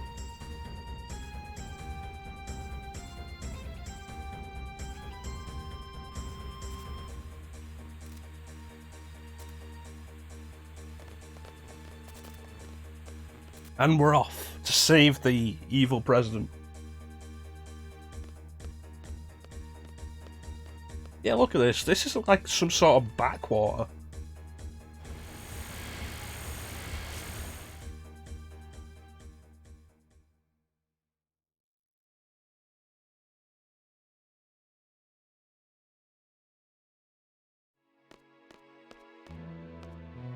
Where'd all the guards go?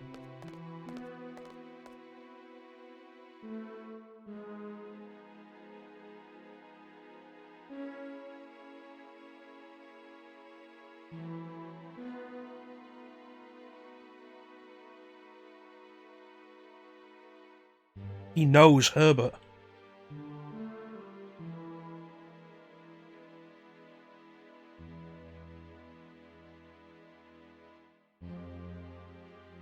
Broke out in the disciplinary room.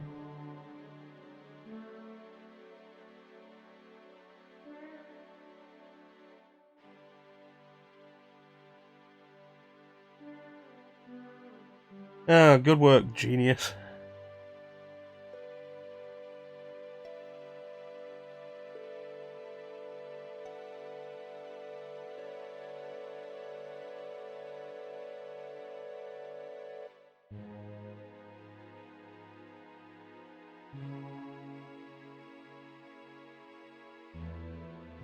And because of that one line, we now have actually a lot of trouble.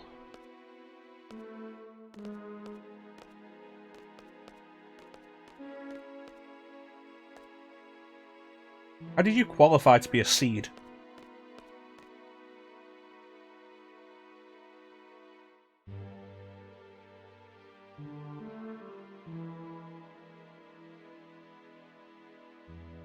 What's with this weird purple haze?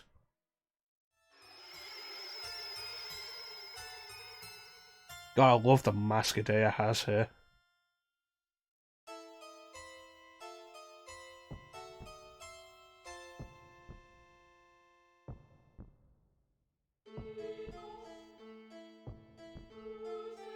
I like how eerily menacing this theme is. It's like it's a really interesting contrast to those chosen by the planet from VII.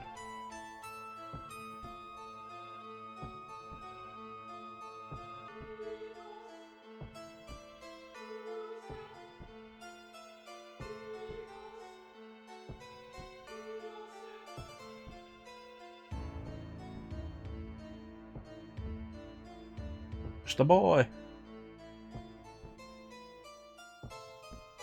Just a small town girl, living in a lonely world. Take the midnight train, going to be the sorceress's night.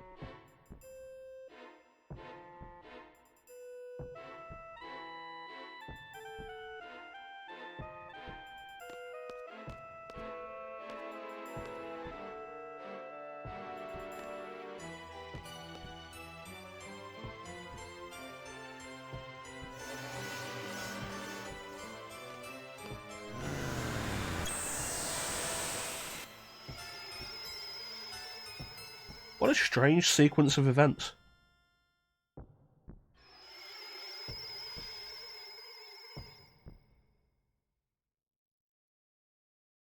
I wonder if we'll ever see Cypher again.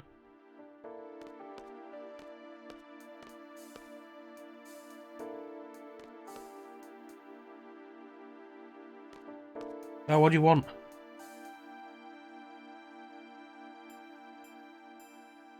He's dead. What do you want? Acting like a schoolgirl with a crush. Not leader of a resistance.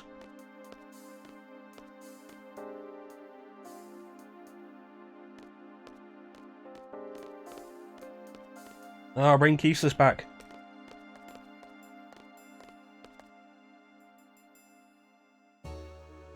Midnight Doom Train. Going anywhere.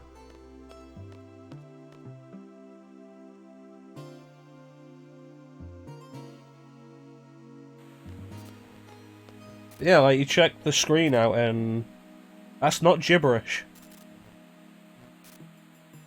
But that's for later.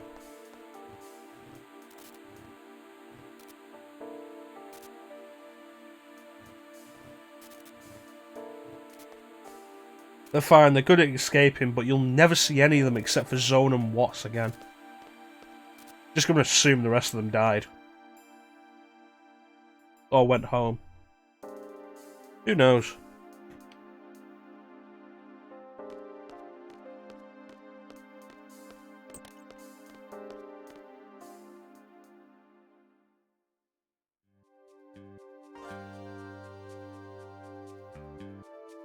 Stay away from Timber, and by that I mean let's never come back here.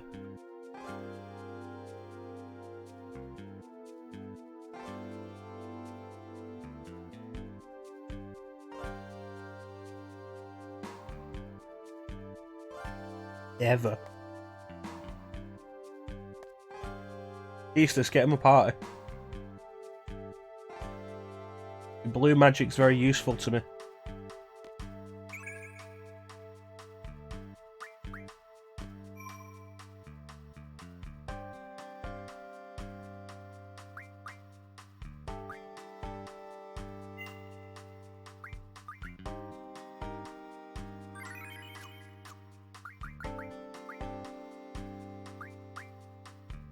Oh, I can't switch members. Oh well, guess we'll have to put up with Zell for a while longer.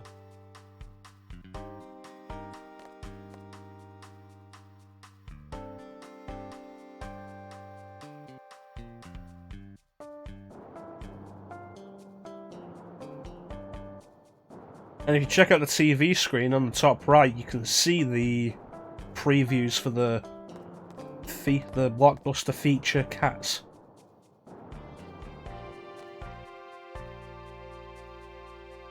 I've heard that movie's really bad.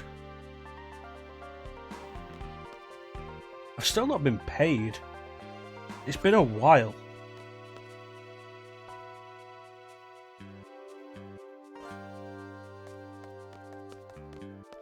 Oh, is it number of steps, I think?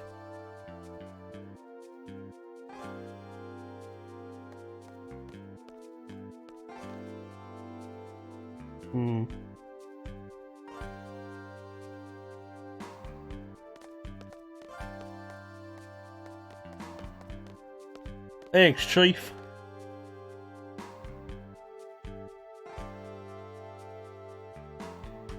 It seems kind of silly if everybody's a member of some kind of resistance.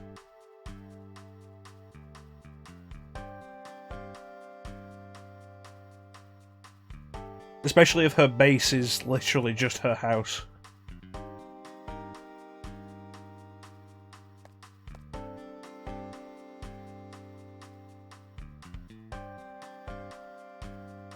I'm gonna think badly of him and I'm gonna think badly of you.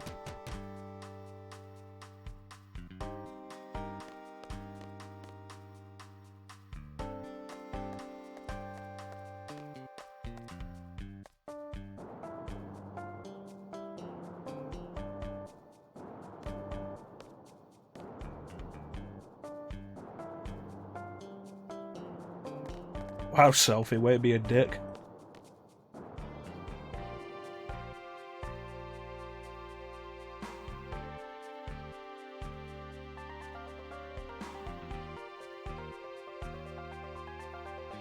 Okay.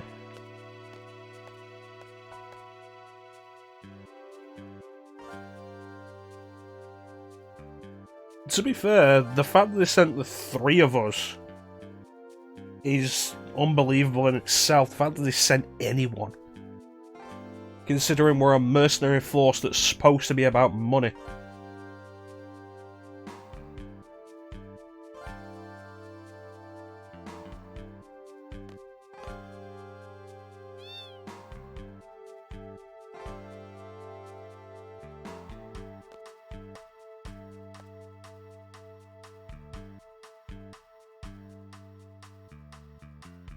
Yep, Cypher's dead.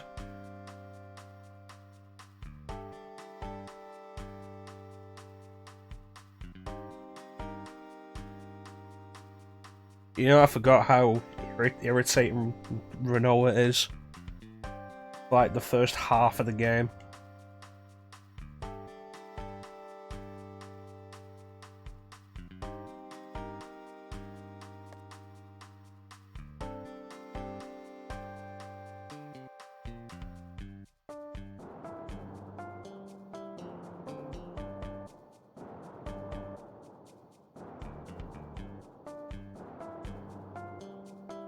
I think that's the first time Squall actually mentions anything about his motivations that way. Also, you know, way to go, leader of the resistance movement.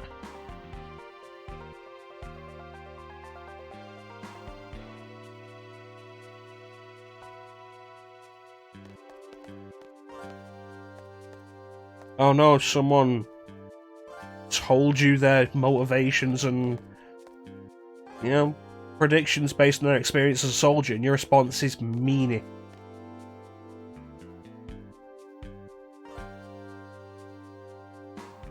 Ugh.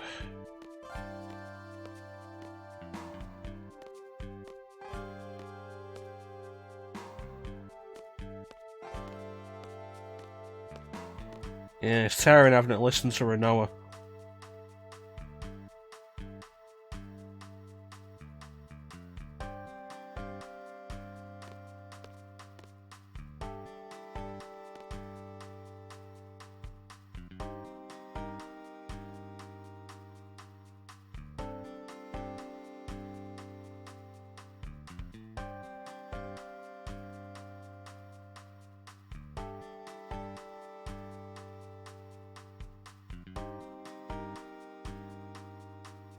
The idea that Garden itself is multiple bases is interesting. It's never really explored.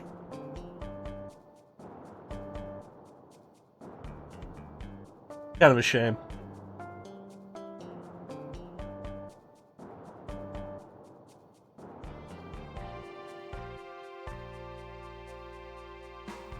The party will be not Keista. No, the party will be not Zell.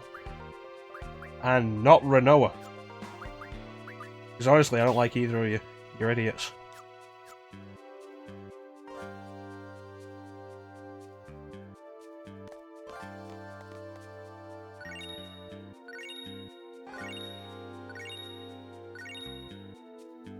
That's a resistance leader is more prepared.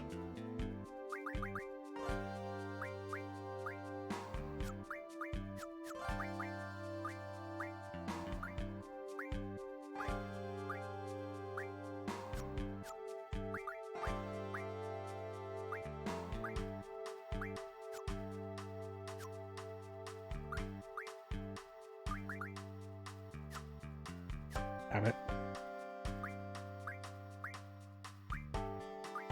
I forgot they were all on her, but I thought they were still junction to Zell.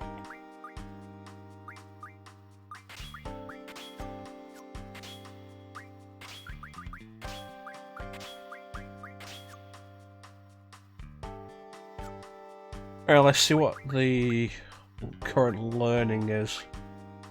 Almost. Yeah, take a while. Take a while. I haven't even started. And utters. Still learning that. After that, it'd be a good idea for time magic refinement.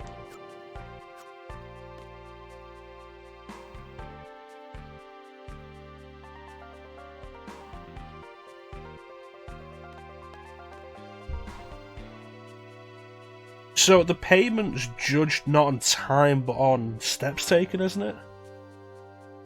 Like you get paid every certain number of steps.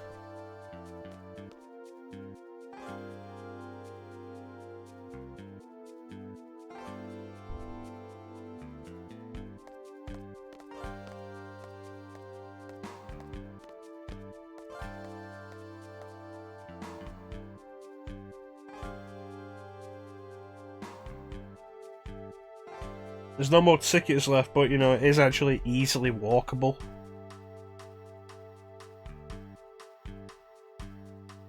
You know, it's kind of weird how little this game makes you walk over the world map. Thinking about it, I think the longest path you walk is like mandatory. Is from Delling City to the Tomb of the Unknown Kingdom back.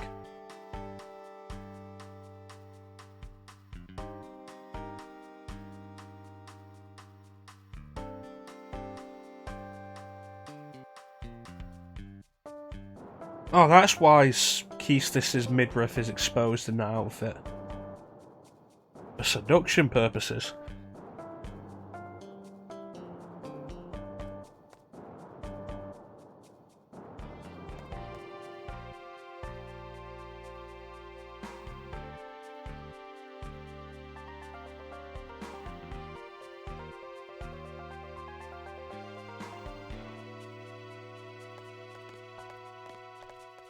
Hey, let's go.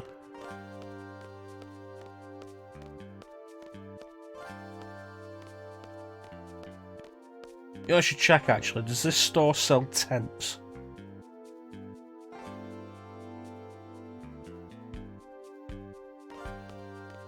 If it does, it'd be worth waiting for the next paycheck. Yes, they do. 5, 20 Kuragas, 1,000. I will need 15 to get 3 full Kuraga loads.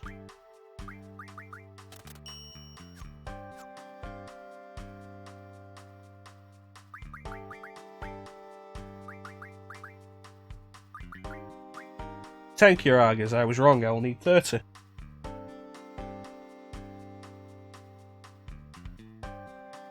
I was thinking of the zombie powder refining into 20 zombies.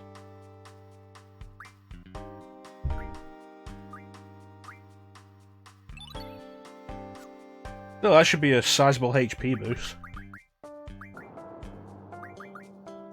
There we go. 1 digit.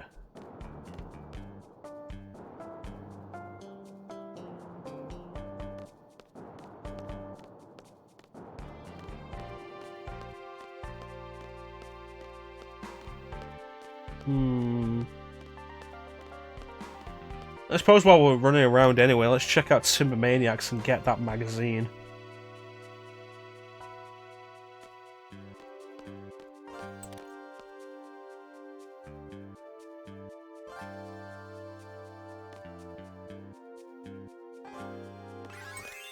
There it is.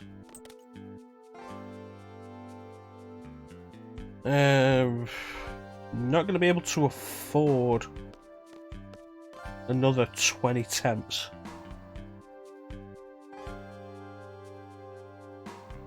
You just stood there and read all of it.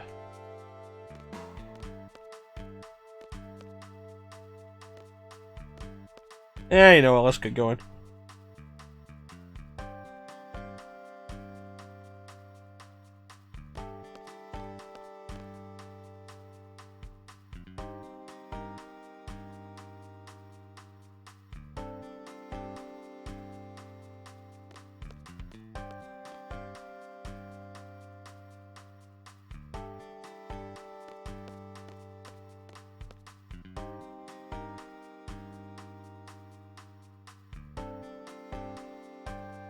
To the train station, yay!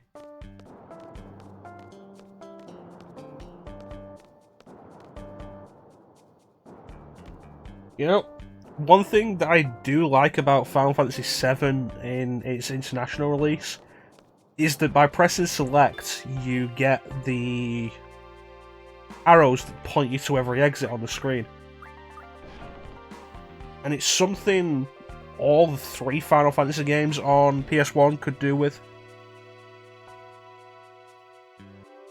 Because there's a lot of time where you just can't tell where the exit is on these maps.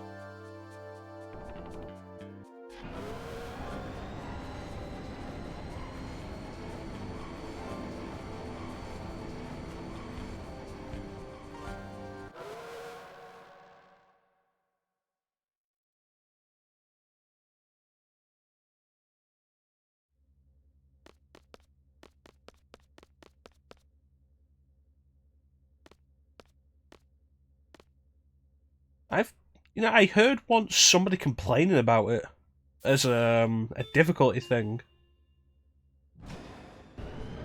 which was always weird to me. Oh, it makes the game easier. Don't like that.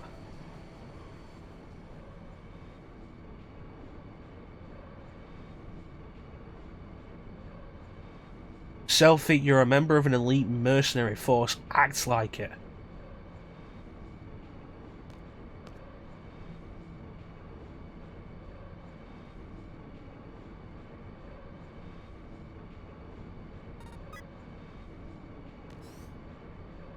Yeah, you can't just toggle it off. It's a weird thing for people to complain about.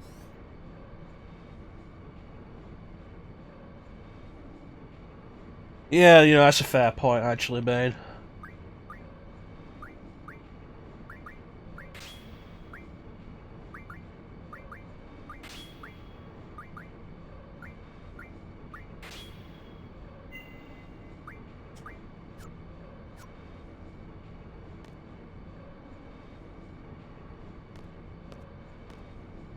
He's still pouting.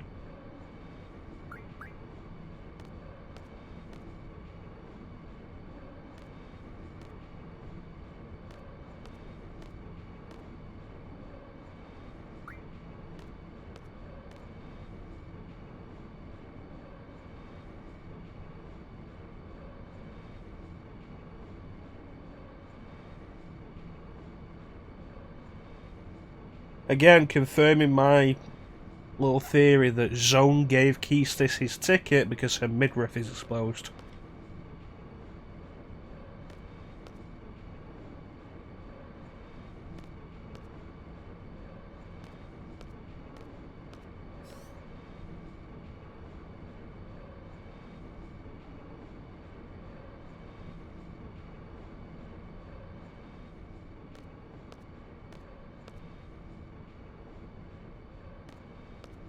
Well, that was worth a trip through here.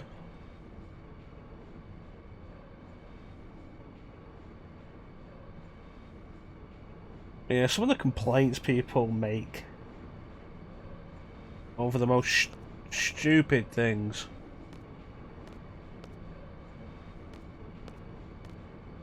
I remember seeing a complaint about the PC port of Final Fantasy X 10.2 HD Remaster. Somebody complaining that they didn't up the frame rate to 60. And it's like, what good's that gonna do? You'd break the animations for no real reason.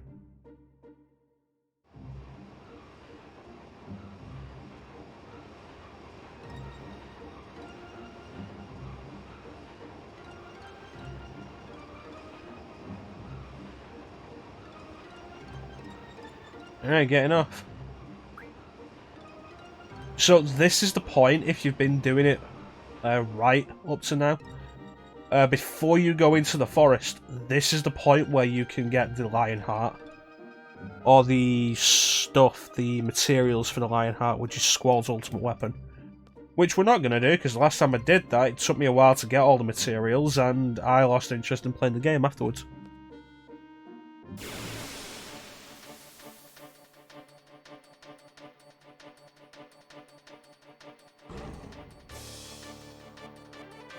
It's only a geezer. Oh, that reminds me. In FF7, if you want to know what the enemies are called, you press select and it brings up a little bar that highlights it. Because of FF8's reduced menu to clean up the clutter on the screen, if you want to know what an enemy's called, you have to highlight them and pause the game. Which is a feature I'm not fond of.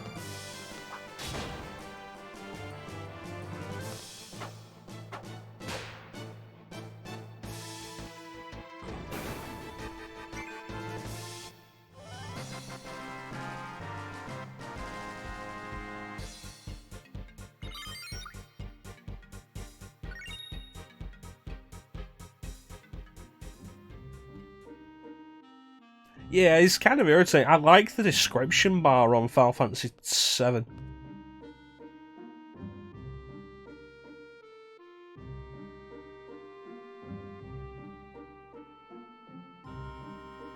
I had the description bar up for the entire Final Fantasy VII playthrough. I think the only time I took it off was the final fight against Save the Sephiroth, because it was requested.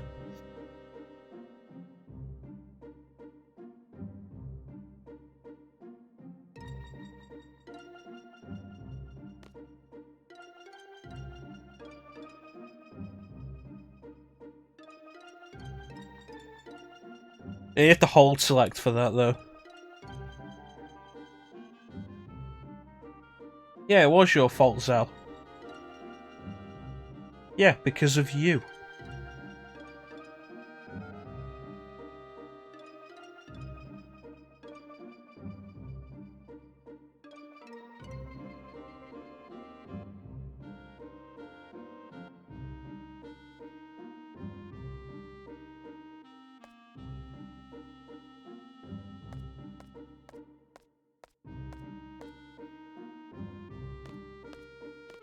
As opposed to you, who just indulges them in anything they want.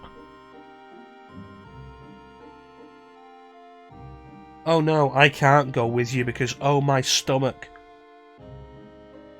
Yeah, no, that's fine. It's cool. It's not like we're actually trying to liberate Timber.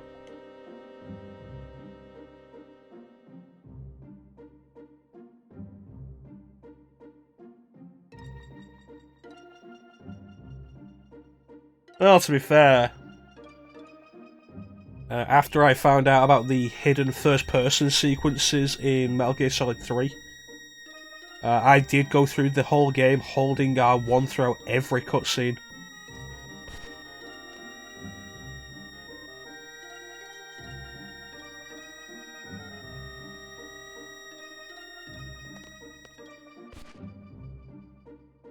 Oh no, Keesis and Selphie get to fall into grass, I just fall onto the floor.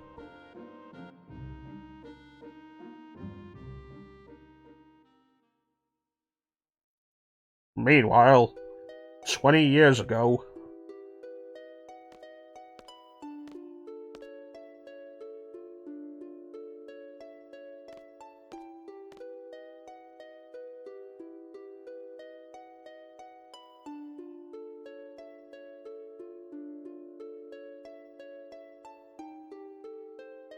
Dark Souls with the Donkey Kong bongos. I suppose at this point it would be possible because of the Dark Souls being on Switch and the GameCube adapter for Switch.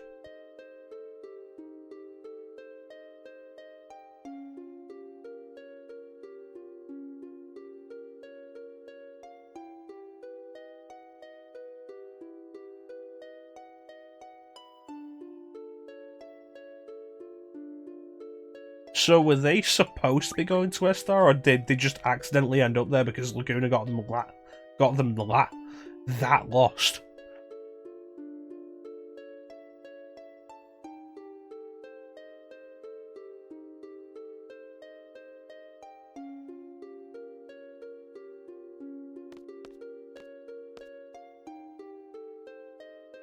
You know, I'm not entirely sure that whoever collapses in that sequence is Random Bane.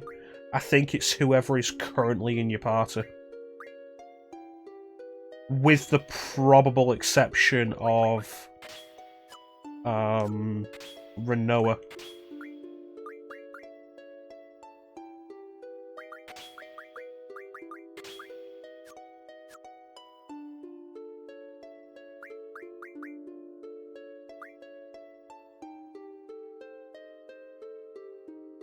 Yeah, I know. Thanks for looking out for me though, Bane.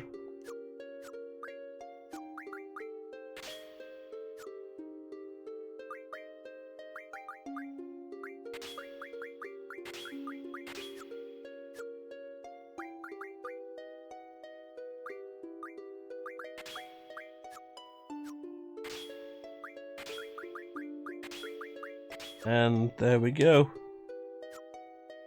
Alright, let's do this.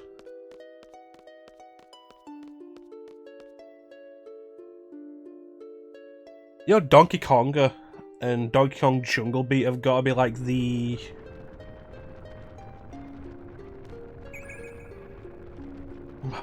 two of the most awkward games to actually LP. Really? Maybe I'm wrong then.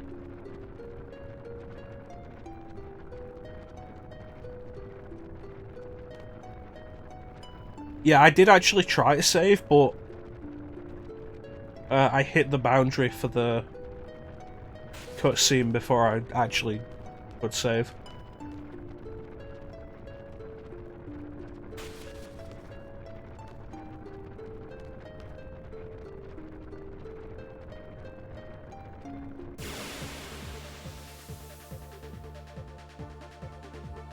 Yeah, well.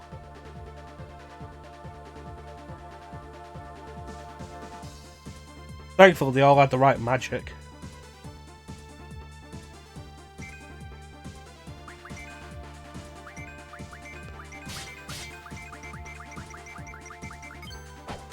Interesting. Turn the volume up.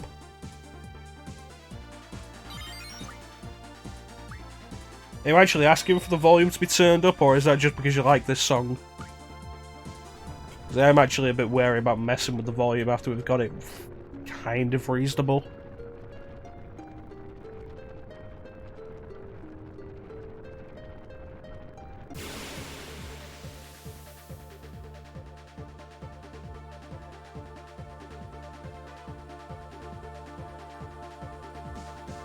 Here we go. Alright.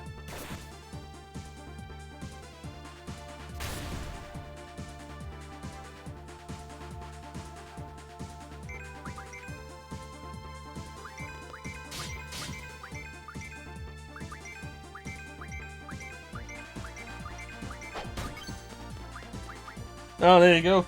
2 Desperados in one stream.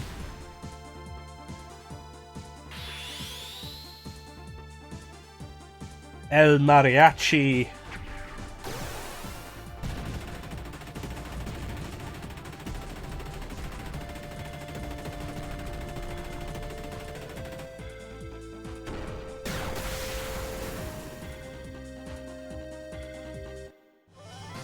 So this is like one of the best things about getting Curaga Junction to your health this early on. Because the enemies can't do enough damage that having 600 HP is kind of low. That's a bit worrying, but yeah, beyond that.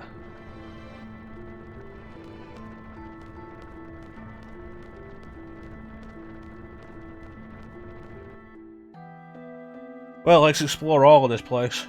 Does it actually say what this place is? The excavation site. Not that way. Okay.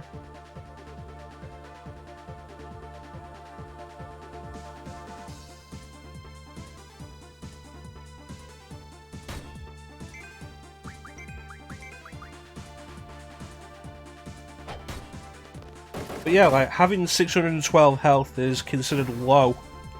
Or, like, desperate. Because of the current health that Laguna has.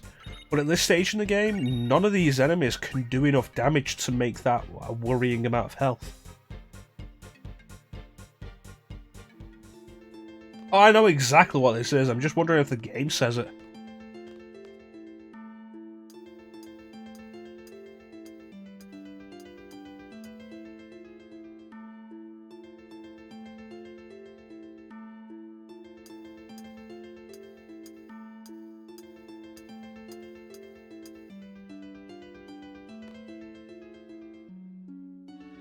Still the excavation site.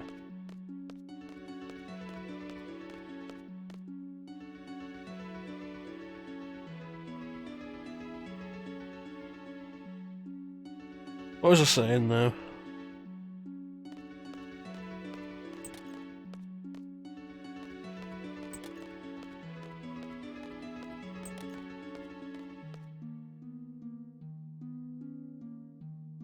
Yeah, like, the enemies at this part of the game can't do enough damage that 600 HP's a low amount of health. but by having something like Curaga Junction to your health, you can make the game think it's a low amount of health. Well, that's interesting. And it gives you the the limit break without any real worry about it. Like that. Tamper with the locks. Tamper with the locks.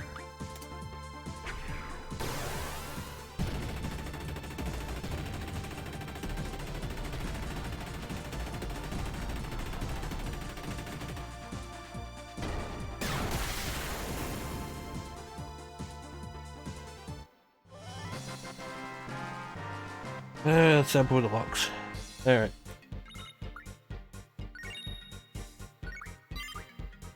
Guard mod. Sweet.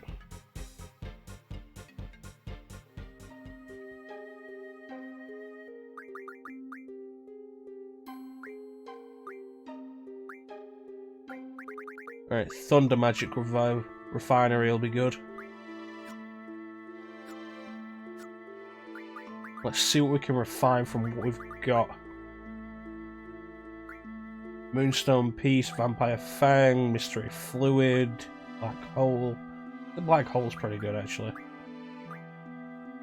Spider Web, Magic Stone, Arctic Wind. That gives us Blizzara, I think.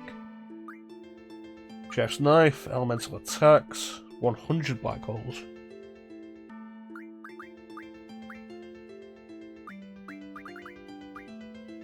And the Black Hole refines into Gravity. I forget which version of Demi it is.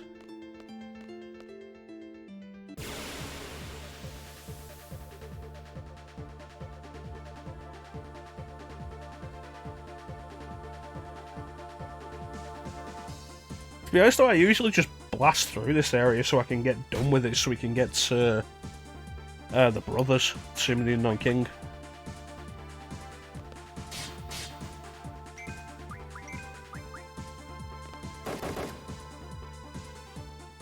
Yeah, Ray Bomb. When I'm trying to get Tombury King, I do like to abuse Keistis's limit breaks.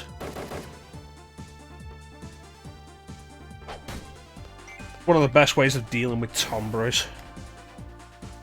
Just spam limit breaks.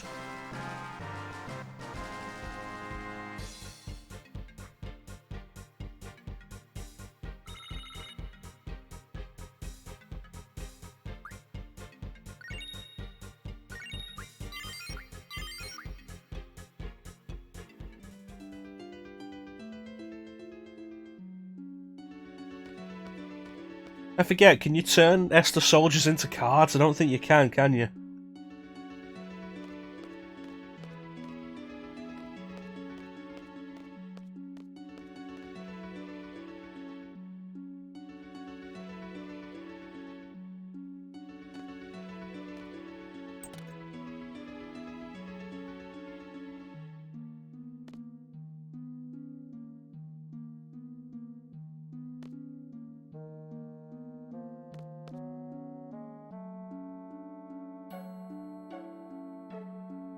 Oh.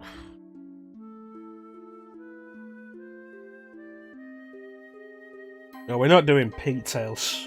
We're not doing Pinktail grinding stuff.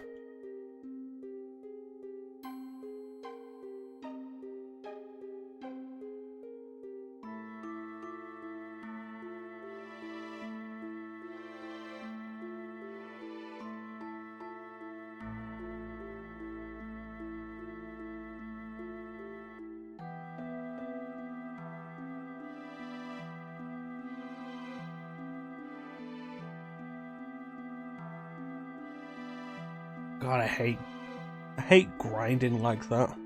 Awful.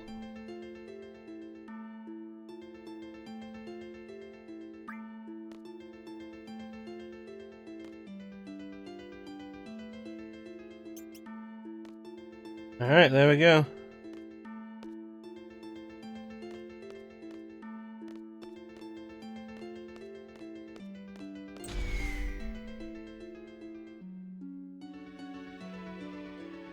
Oh, that was fun.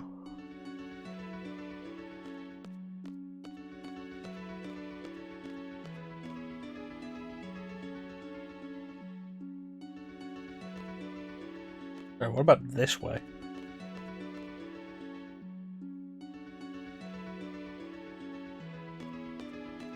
Just circle back to the start. It might do. Still the excavation site? Yeah.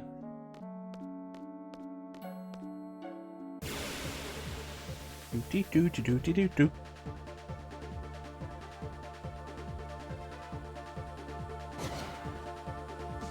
Oh, hey, a different soldier. What do you got, buddy? Nothing spectacular.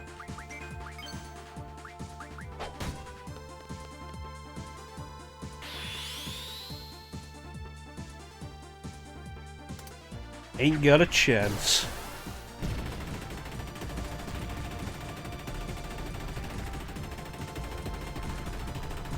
Laguna looks really casual there like that.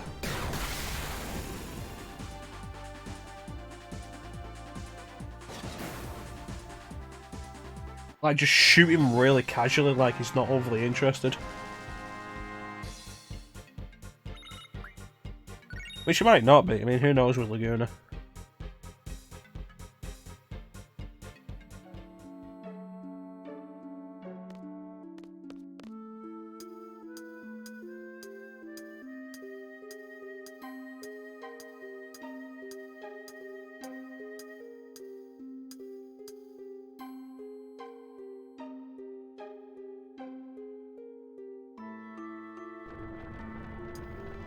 Yeah, back at the beginning. Might as well take that other route then.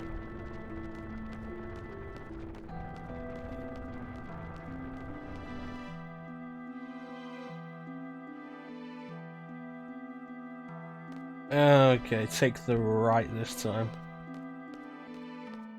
Oh, it's just a draw point. That's kind of worthless.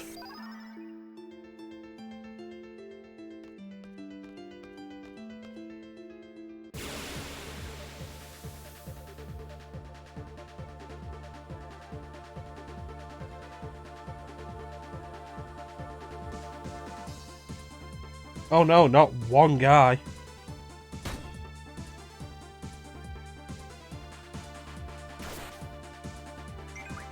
Get him, Kiros.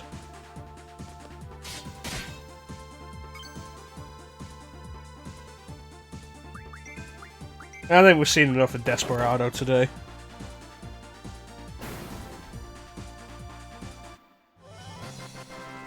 I mean, it's good for groups, but for one guy, it's kind of unnecessary.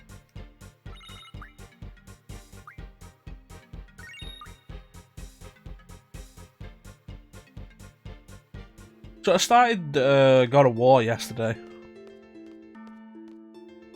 It's pretty decent.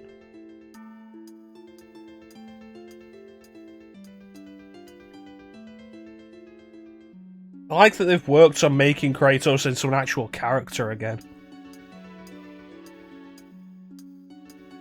It's like, by God of War 3, Kratos as a character was just tiring. I can't go back this way.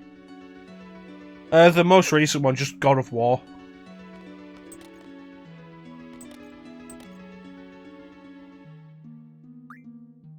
This is a bad idea. Look at this is a bad idea.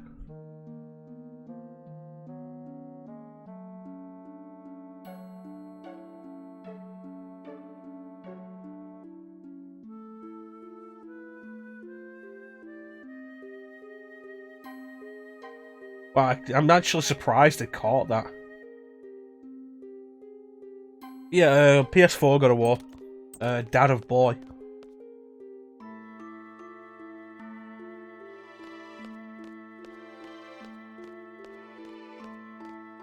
Yeah. I've had it for a while now, and I finished Jedi Fallen Order early this week, and I was like, I should start another one. Well, can't sample with one on the left, game won't let me. Unless we try it again.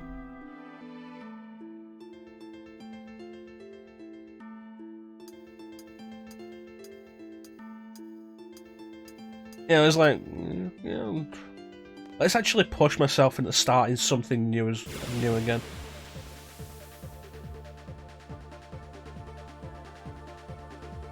It's like, I don't really want to start another RPG. Let's start something that's either got more story focus to it, or, you know, isn't as long as a standard RPG. Remember when a game saying it's like 100 hours long was a good thing?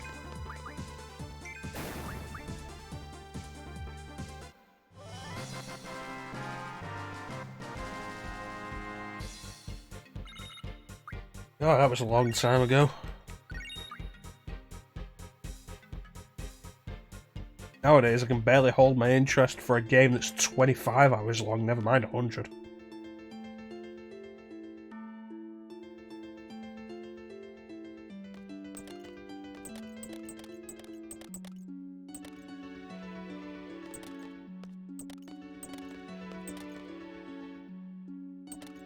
No, it's not letting me do it.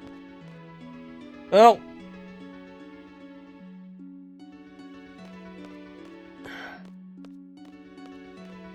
welcome to the Mecha Chrono stream where I waste your time.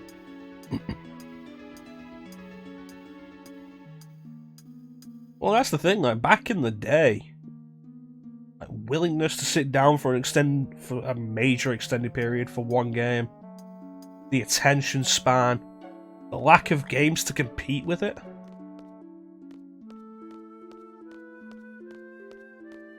Like, these days, I don't think it's necessarily a case of not having as much time as when we were younger. I think the issue is more less energy, less motivation, and there's more vying for our attention these days.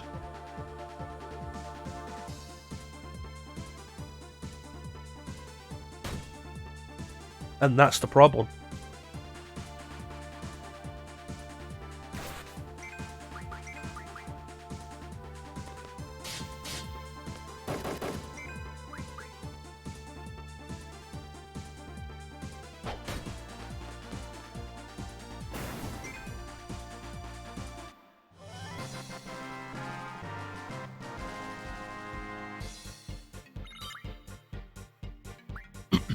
Because I've noticed, like, looking back on my life, the points where I started to not finish games as much and not focus on games as much was the point when with like several points where I started to have more games. The PS1 era, I didn't finish as many games as I did on the Nintendo 64 because I had more games for the PS1.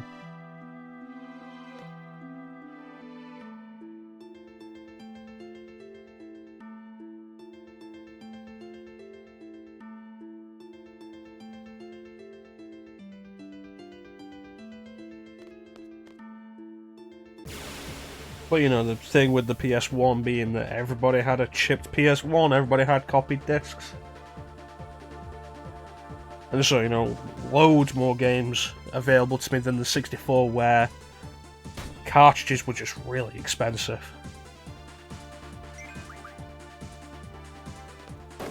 And then again on the PS2 when I started buying my own games.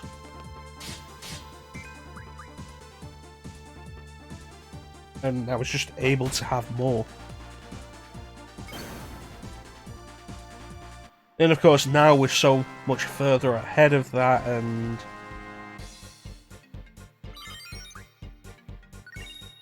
at this point there's just so many systems and so many games.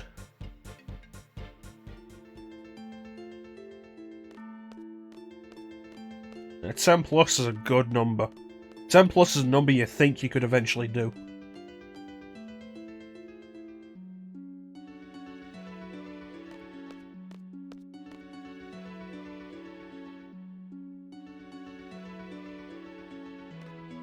Part of my problem these days as well is hesitancy to actually start something. Ordinarily, like, I finished Jedi Fallen Order earlier this week. Ordinarily, I would have taken like maybe a week, 2 weeks before I'd started another game, but I really pushed myself to start another one and chose God of War.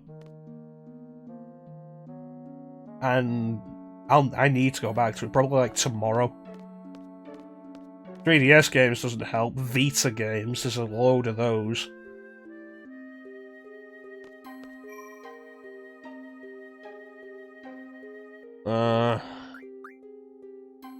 We got the Dreamcast with stuff that I want to do. The PS2 is still there, the Nintendo 64. There's so much. Let's just get out of here.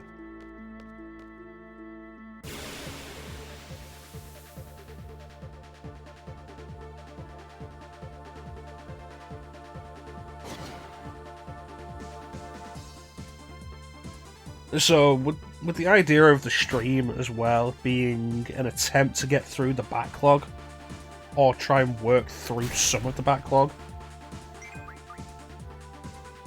I think after Dark Souls 2 we're going to be taking an extended break from RPGs.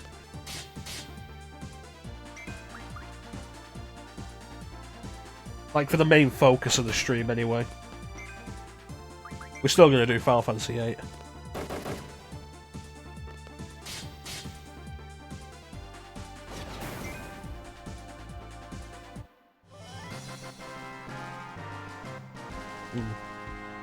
But like, I get really hesitant about starting new games if I'm not sure I'll be able to commit to them.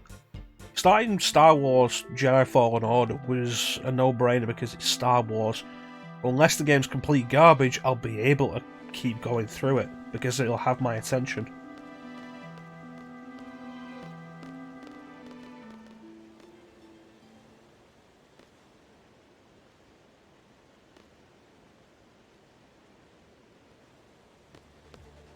God of War, I'll need to go back to God of War tomorrow, probably. Because if I'll leave that off, I may never go back to it for a long time, and then I won't want to go back to it for an even longer time, because I'll have forgotten where I was, and I want to refresh myself with the story, but I've already done that story, so I don't want to do it again too soon afterwards. I did it with Tales of Berseria. I started Tales of Berseria, and it was a solid game. I played it for like 5 hours. And then I turned it off, and I meant to go back to it, and I never did.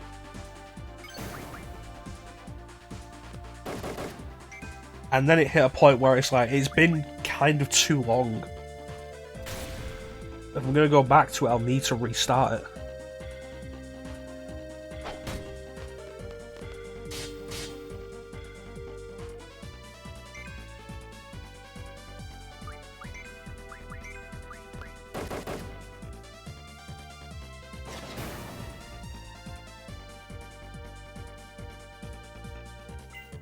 Well, at least we're almost done here.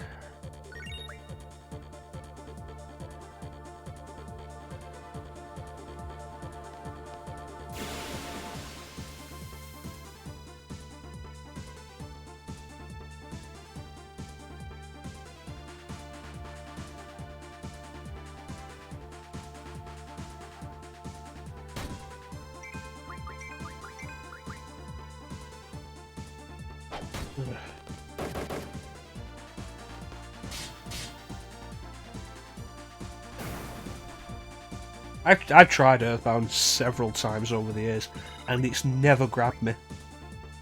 It has that legendary cult reputation, and it's never grabbed me.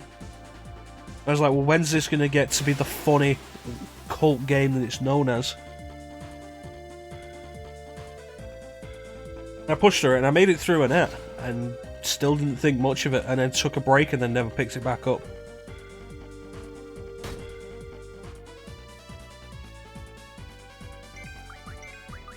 And at this point, the only reason I want to do Earthbound at this point is so that I can have the understanding for Mother 3. It is. It was quite boring. It was a dull game, I thought. It didn't live up to its reputation. Like I say, at this point, I only really want to do Earthbound so I can have the understanding for Mother 3, because Mother 3 I've heard is fantastic.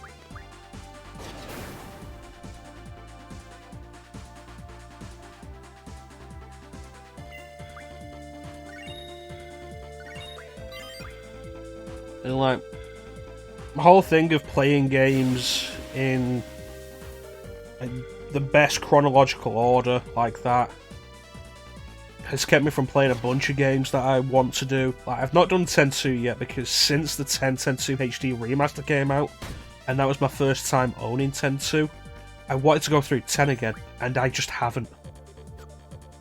I started it and I never finished it.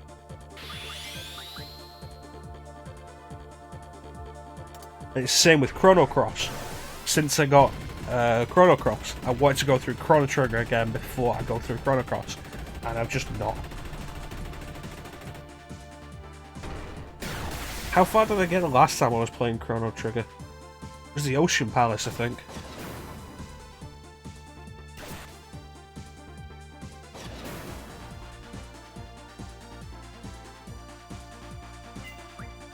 Well, it's a good thing that was a cutscene HP depletion.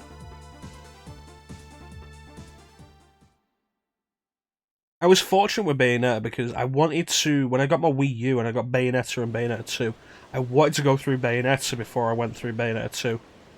I wanted to go through Bayonetta again before I went through Bayonetta 2. And I was fortunate enough to have an excuse to, and I recorded Bayonetta for commentary.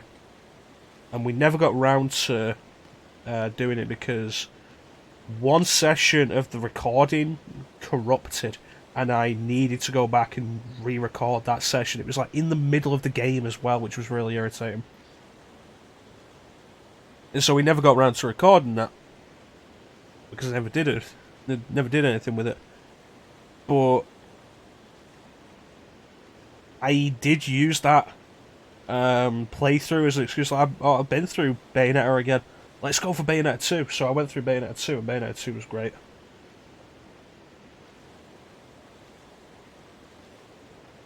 Oh yeah, I know that. I know it's less of a sequel than anything.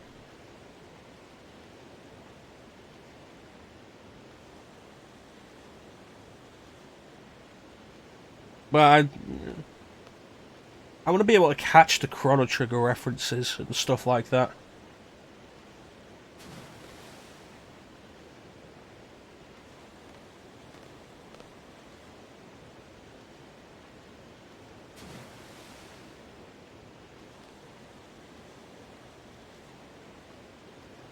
Yeah, one of those things like when you play Metal Gear Solid 3 and you catch those sneaky references to Metal Gear Solid 1 and 2. And it's fun because you know them and you've played them enough. As like, I could do with going through Chrono Trigger again anyway. That's a game that's going to be lined up for the stream. Not anytime soon though, because I want to take the break from RPGs.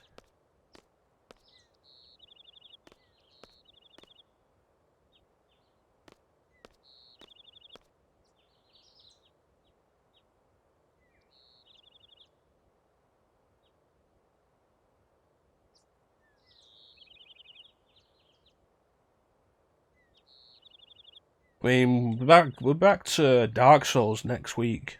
Really pushed to finish that. I'm really tempted to look up like how much of the game we've got left. But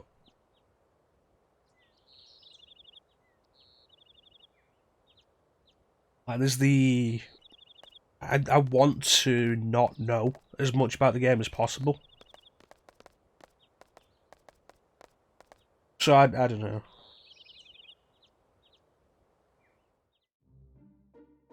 Do Chrono Trigger after Dark Souls 3.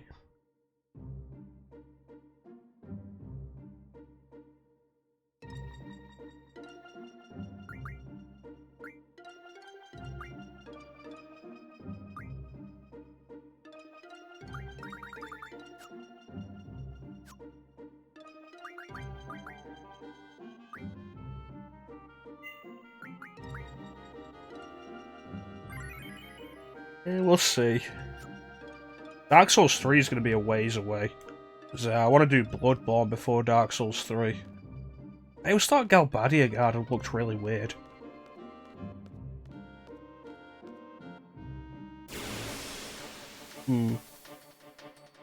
Yeah, I've remembered that. I was like, wait, didn't I have any extra tents? Like, no.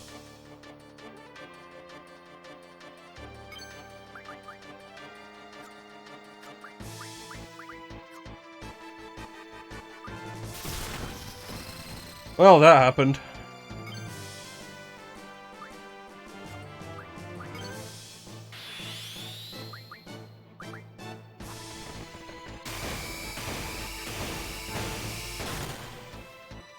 Yeah, well.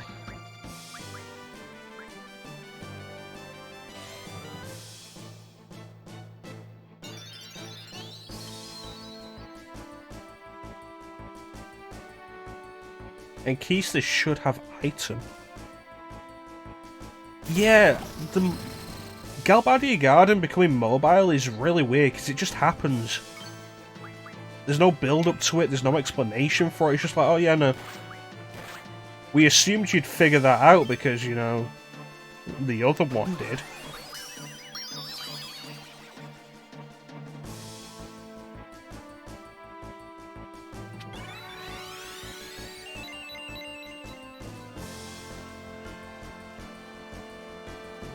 Alright.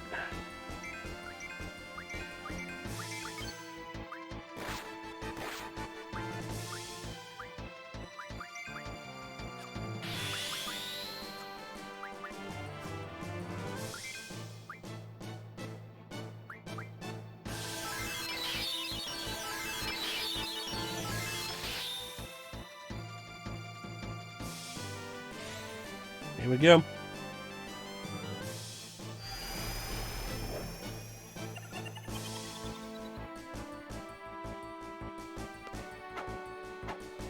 Could that be a difference between the in-game model and the cutscene model, though? Like, I think you might see Galbadia Garden for a very short time when it's mobile on the overworld.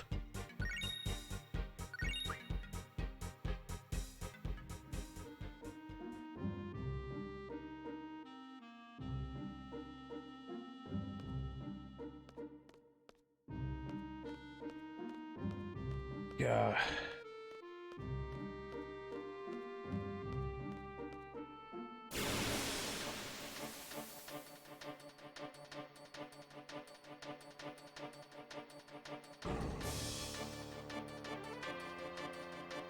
Oh, there we go.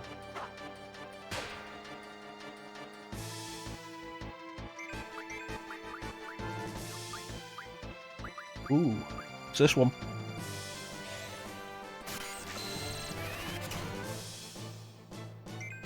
Whoa, that's not bad.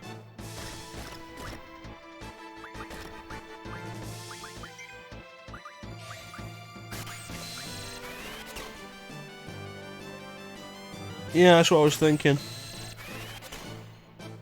I'll have to remember that when we get to it.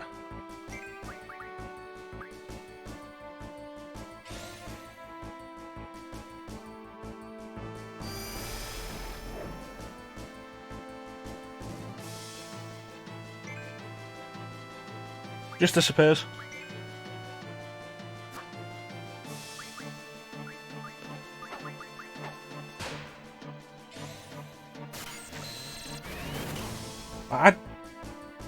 It's a good point. The end of disc 2, it just disappears.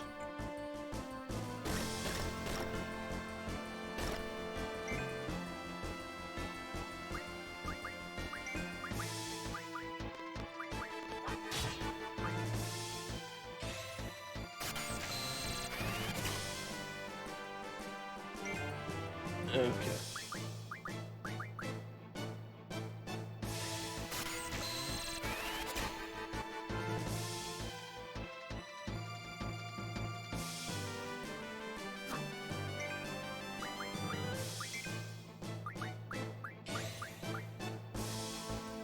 This should work.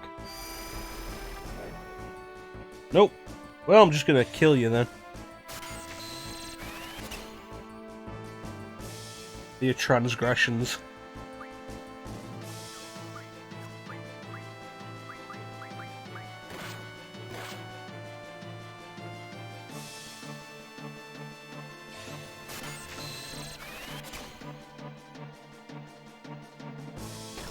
Alright, let's think. I think Brothers is the next GF we get.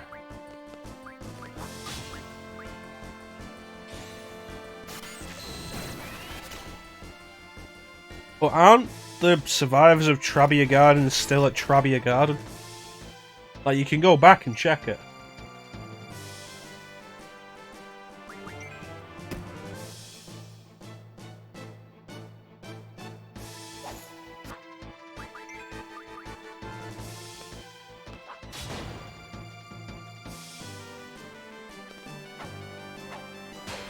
Yeah, Brothers next. Tomb of the Unknown King.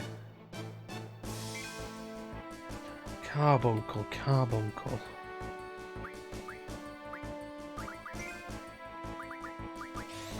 My main memory of Carbuncle is as your first two summons in Final Fantasy XIV.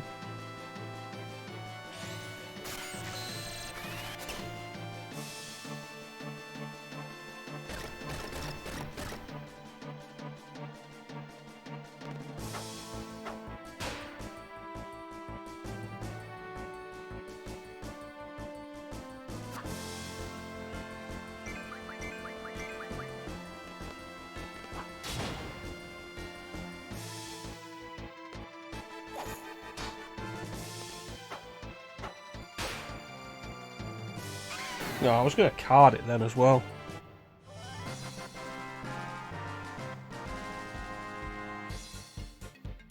Goonians.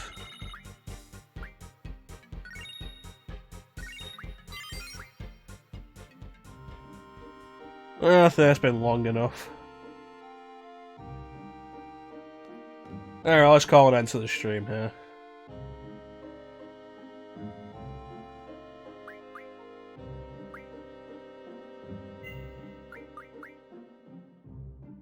I really don't want to have to deal with Martine right now.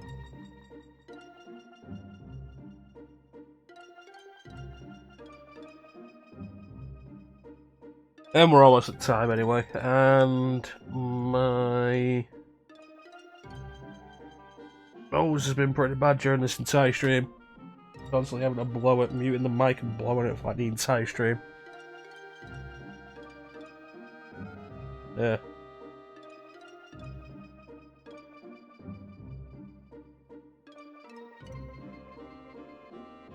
I don't know what's going on with this clock. It's running way fast.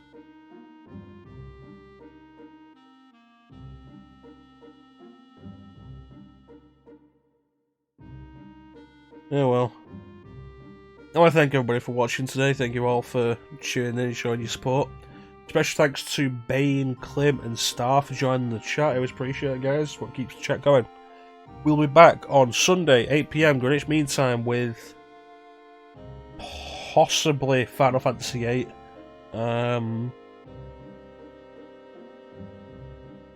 Certainly next Tuesday we'll be back with Dark Souls 2, working to finish that, and Final Fantasy VIII will be taking the Sunday slot after that. But maybe this Sunday we'll do a quick one-off stream, just as a bit of fun.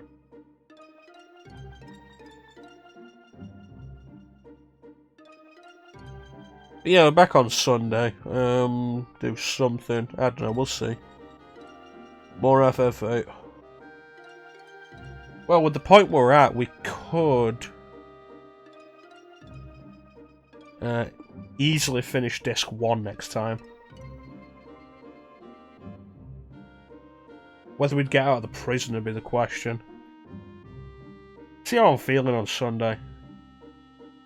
probably going to be FF8, and then back to Dark Souls 2 next week, with FF8 being a weekly slot on the Sunday.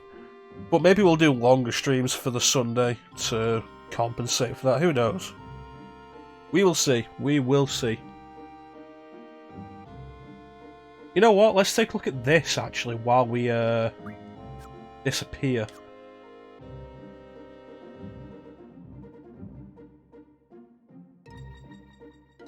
Let me see. What is the soft reset?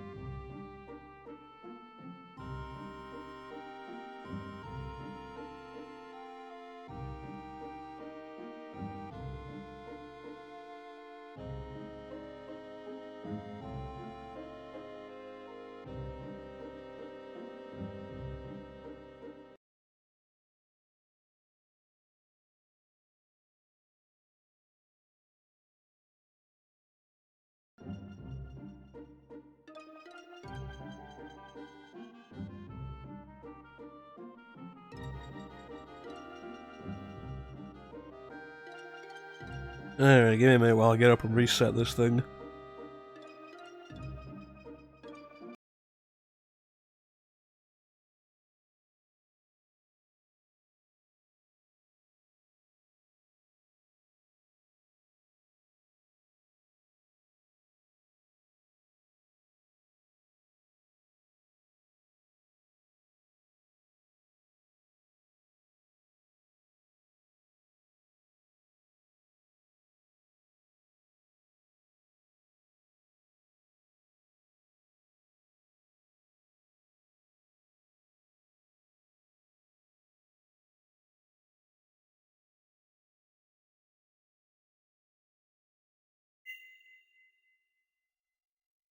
Alright. So let's load this one, which I think is basically at the exact same place. Just with a ton of grinding done to get the Lionheart. Needs to do it away from the menu screen. I was wondering why it wasn't working. Yeah, I'm pretty sure we're in the same place, actually, just needing to go into Galbadia. Oh, that was great.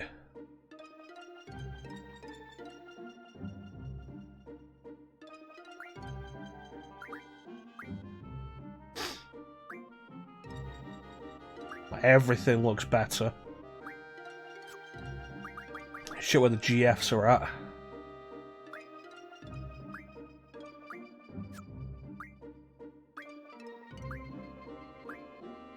Basically just learning stuff for the sake of learning stuff now.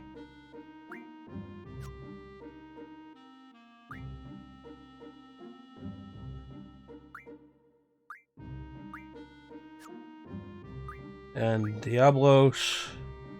Really, I haven't had him learn refined magic, status magic from an item. But yeah, this was the save file I was doing to get Lionheart. So let's go into a battle. Like, get Lionheart as early as possible.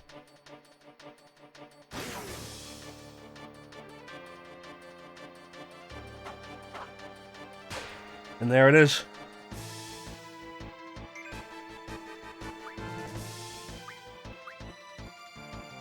And because we're actually way over leveled and the way enemies scale with you.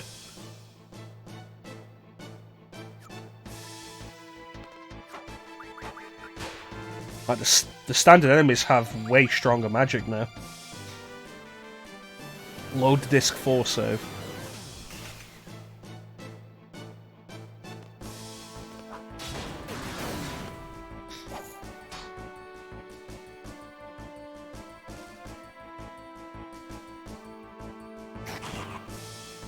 Game Shark.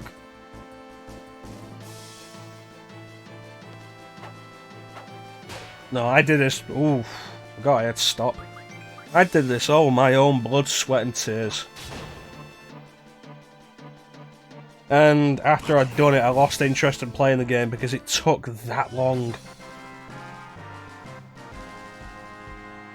I spent ages grinding for the bloody Lionheart. And I just lost interest when I got it.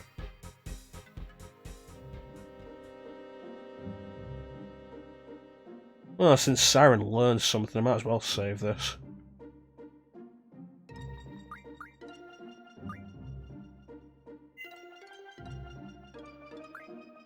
No, not over that save.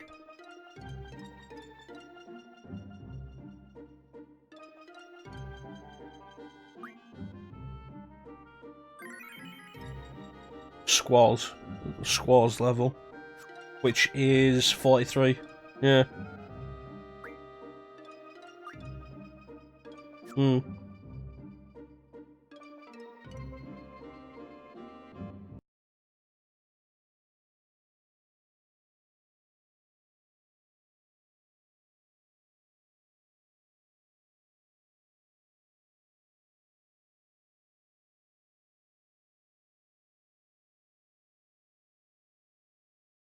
Yeah, the PC port.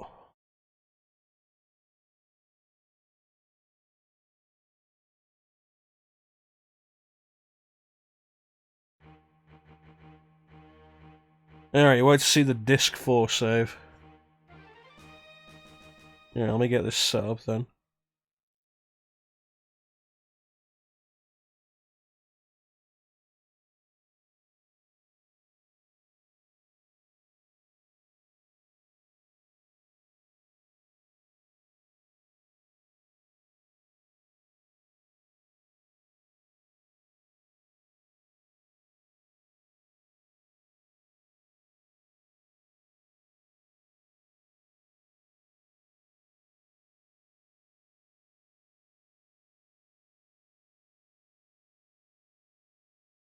Alright, disc 4.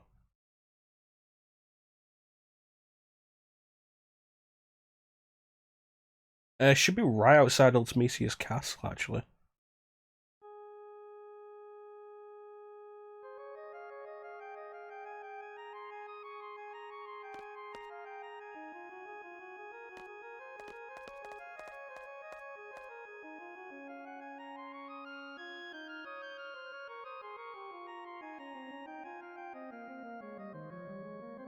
Probably want to take a look at the stats as well.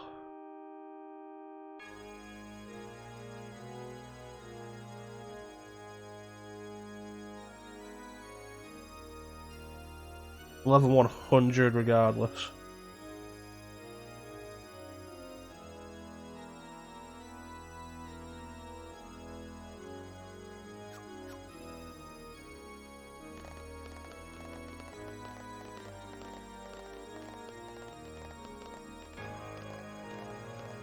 I do like this music track though.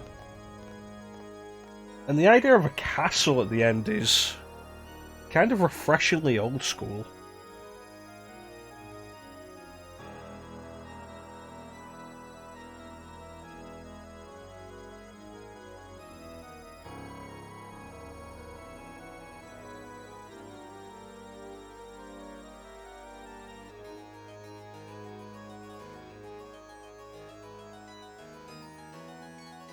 And that is the main thing I dislike about this. The fact that you have to make your way to a boss and kill it without any of your abilities. Really irritating. But let's see.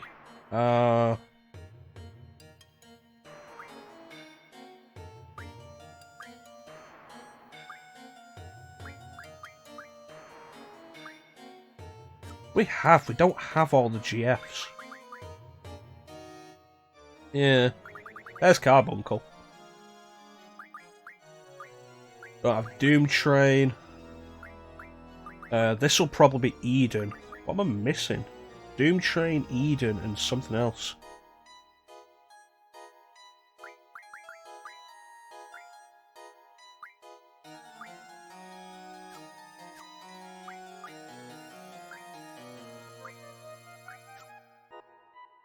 Bahamut, of course. How could I forget the God King Dragon?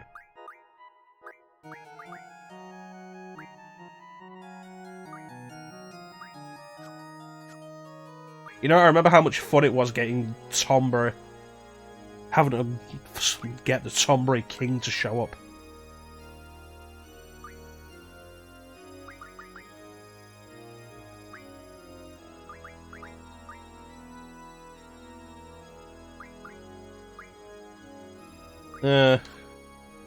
This is an old save now. This is several years old, actually. Another case of where I was losing interest by this point, and then the gimmick of Ultimisia's castle did not do it any favours. Yeah. It's not that defeating 20 Tomburys is difficult, the issue is that it's really tedious. It's like by the time you get there, it's easy enough to be able to deal with the damage a Tombury can dish out. The issue is they have so much health, and so I was just abusing limit breaks to deal with it, to kill them quickly until the Tombury King turned up. But anyway, that's really going to do it for tonight. This is a glimpse towards the final dungeon, which we'll get to eventually. But yeah, once again, we're back Sunday, 8 PM, Greenwich Mean Time, GMT. Special thanks to Bane, Star, Clem for joining the chat. Always appreciate it, guys. What keeps the stream going, having it to interact with.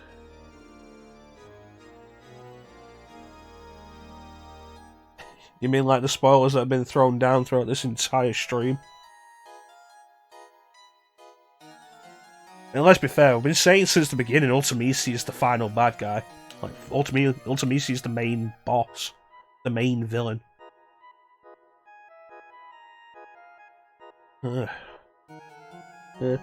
Next Tuesday we'll be back with Dark Souls 2. Aim at finishing that off soon. Moving on to something else, while Final Fantasy VIII will take the Sunday slot.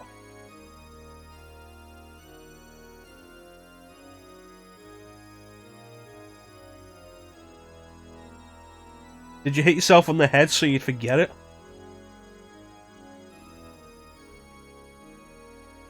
Is that what you've been doing this entire stream? Bashing yourself in the head every time we talked about anything that isn't happening yet?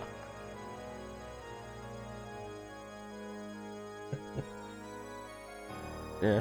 After Dark Souls 2, I've got a few ideas. But something that isn't an RPG, isn't overly long. Got a few thoughts. We'll see.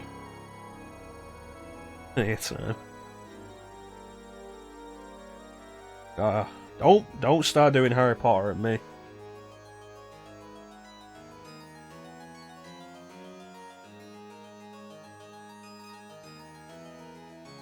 It reminds me, I want to start doing the Harry Potter games at some point. Not for the stream, for the channel. Like, work my way through the entire series of Harry Potter. With the ones I played. Which would be interesting. So that'd be Philosopher's Stone on PS1. Chamber of Secrets on PS1. And then Chamber of Secrets on GameCube. And then Prisoner of Azkaban. Goblet of Fire. And then after that, I never actually played any of the later Harry Potter games. So that could be interesting, and then we'll get to the Deathly Hallows where they turned it into a shooter. Good work, EA. But that's for another time. Once again, I want to thank everybody for joining. I always really appreciate the support. Special thanks to Bane, Clem, Star, the boys, for keeping me company in the chat. Back Sunday, 8 PM, Greenwich Mean Time. In the meantime, thank you for watching. Have yourself a fantastic Christmas week. And hopefully I'll catch you next time. Take care.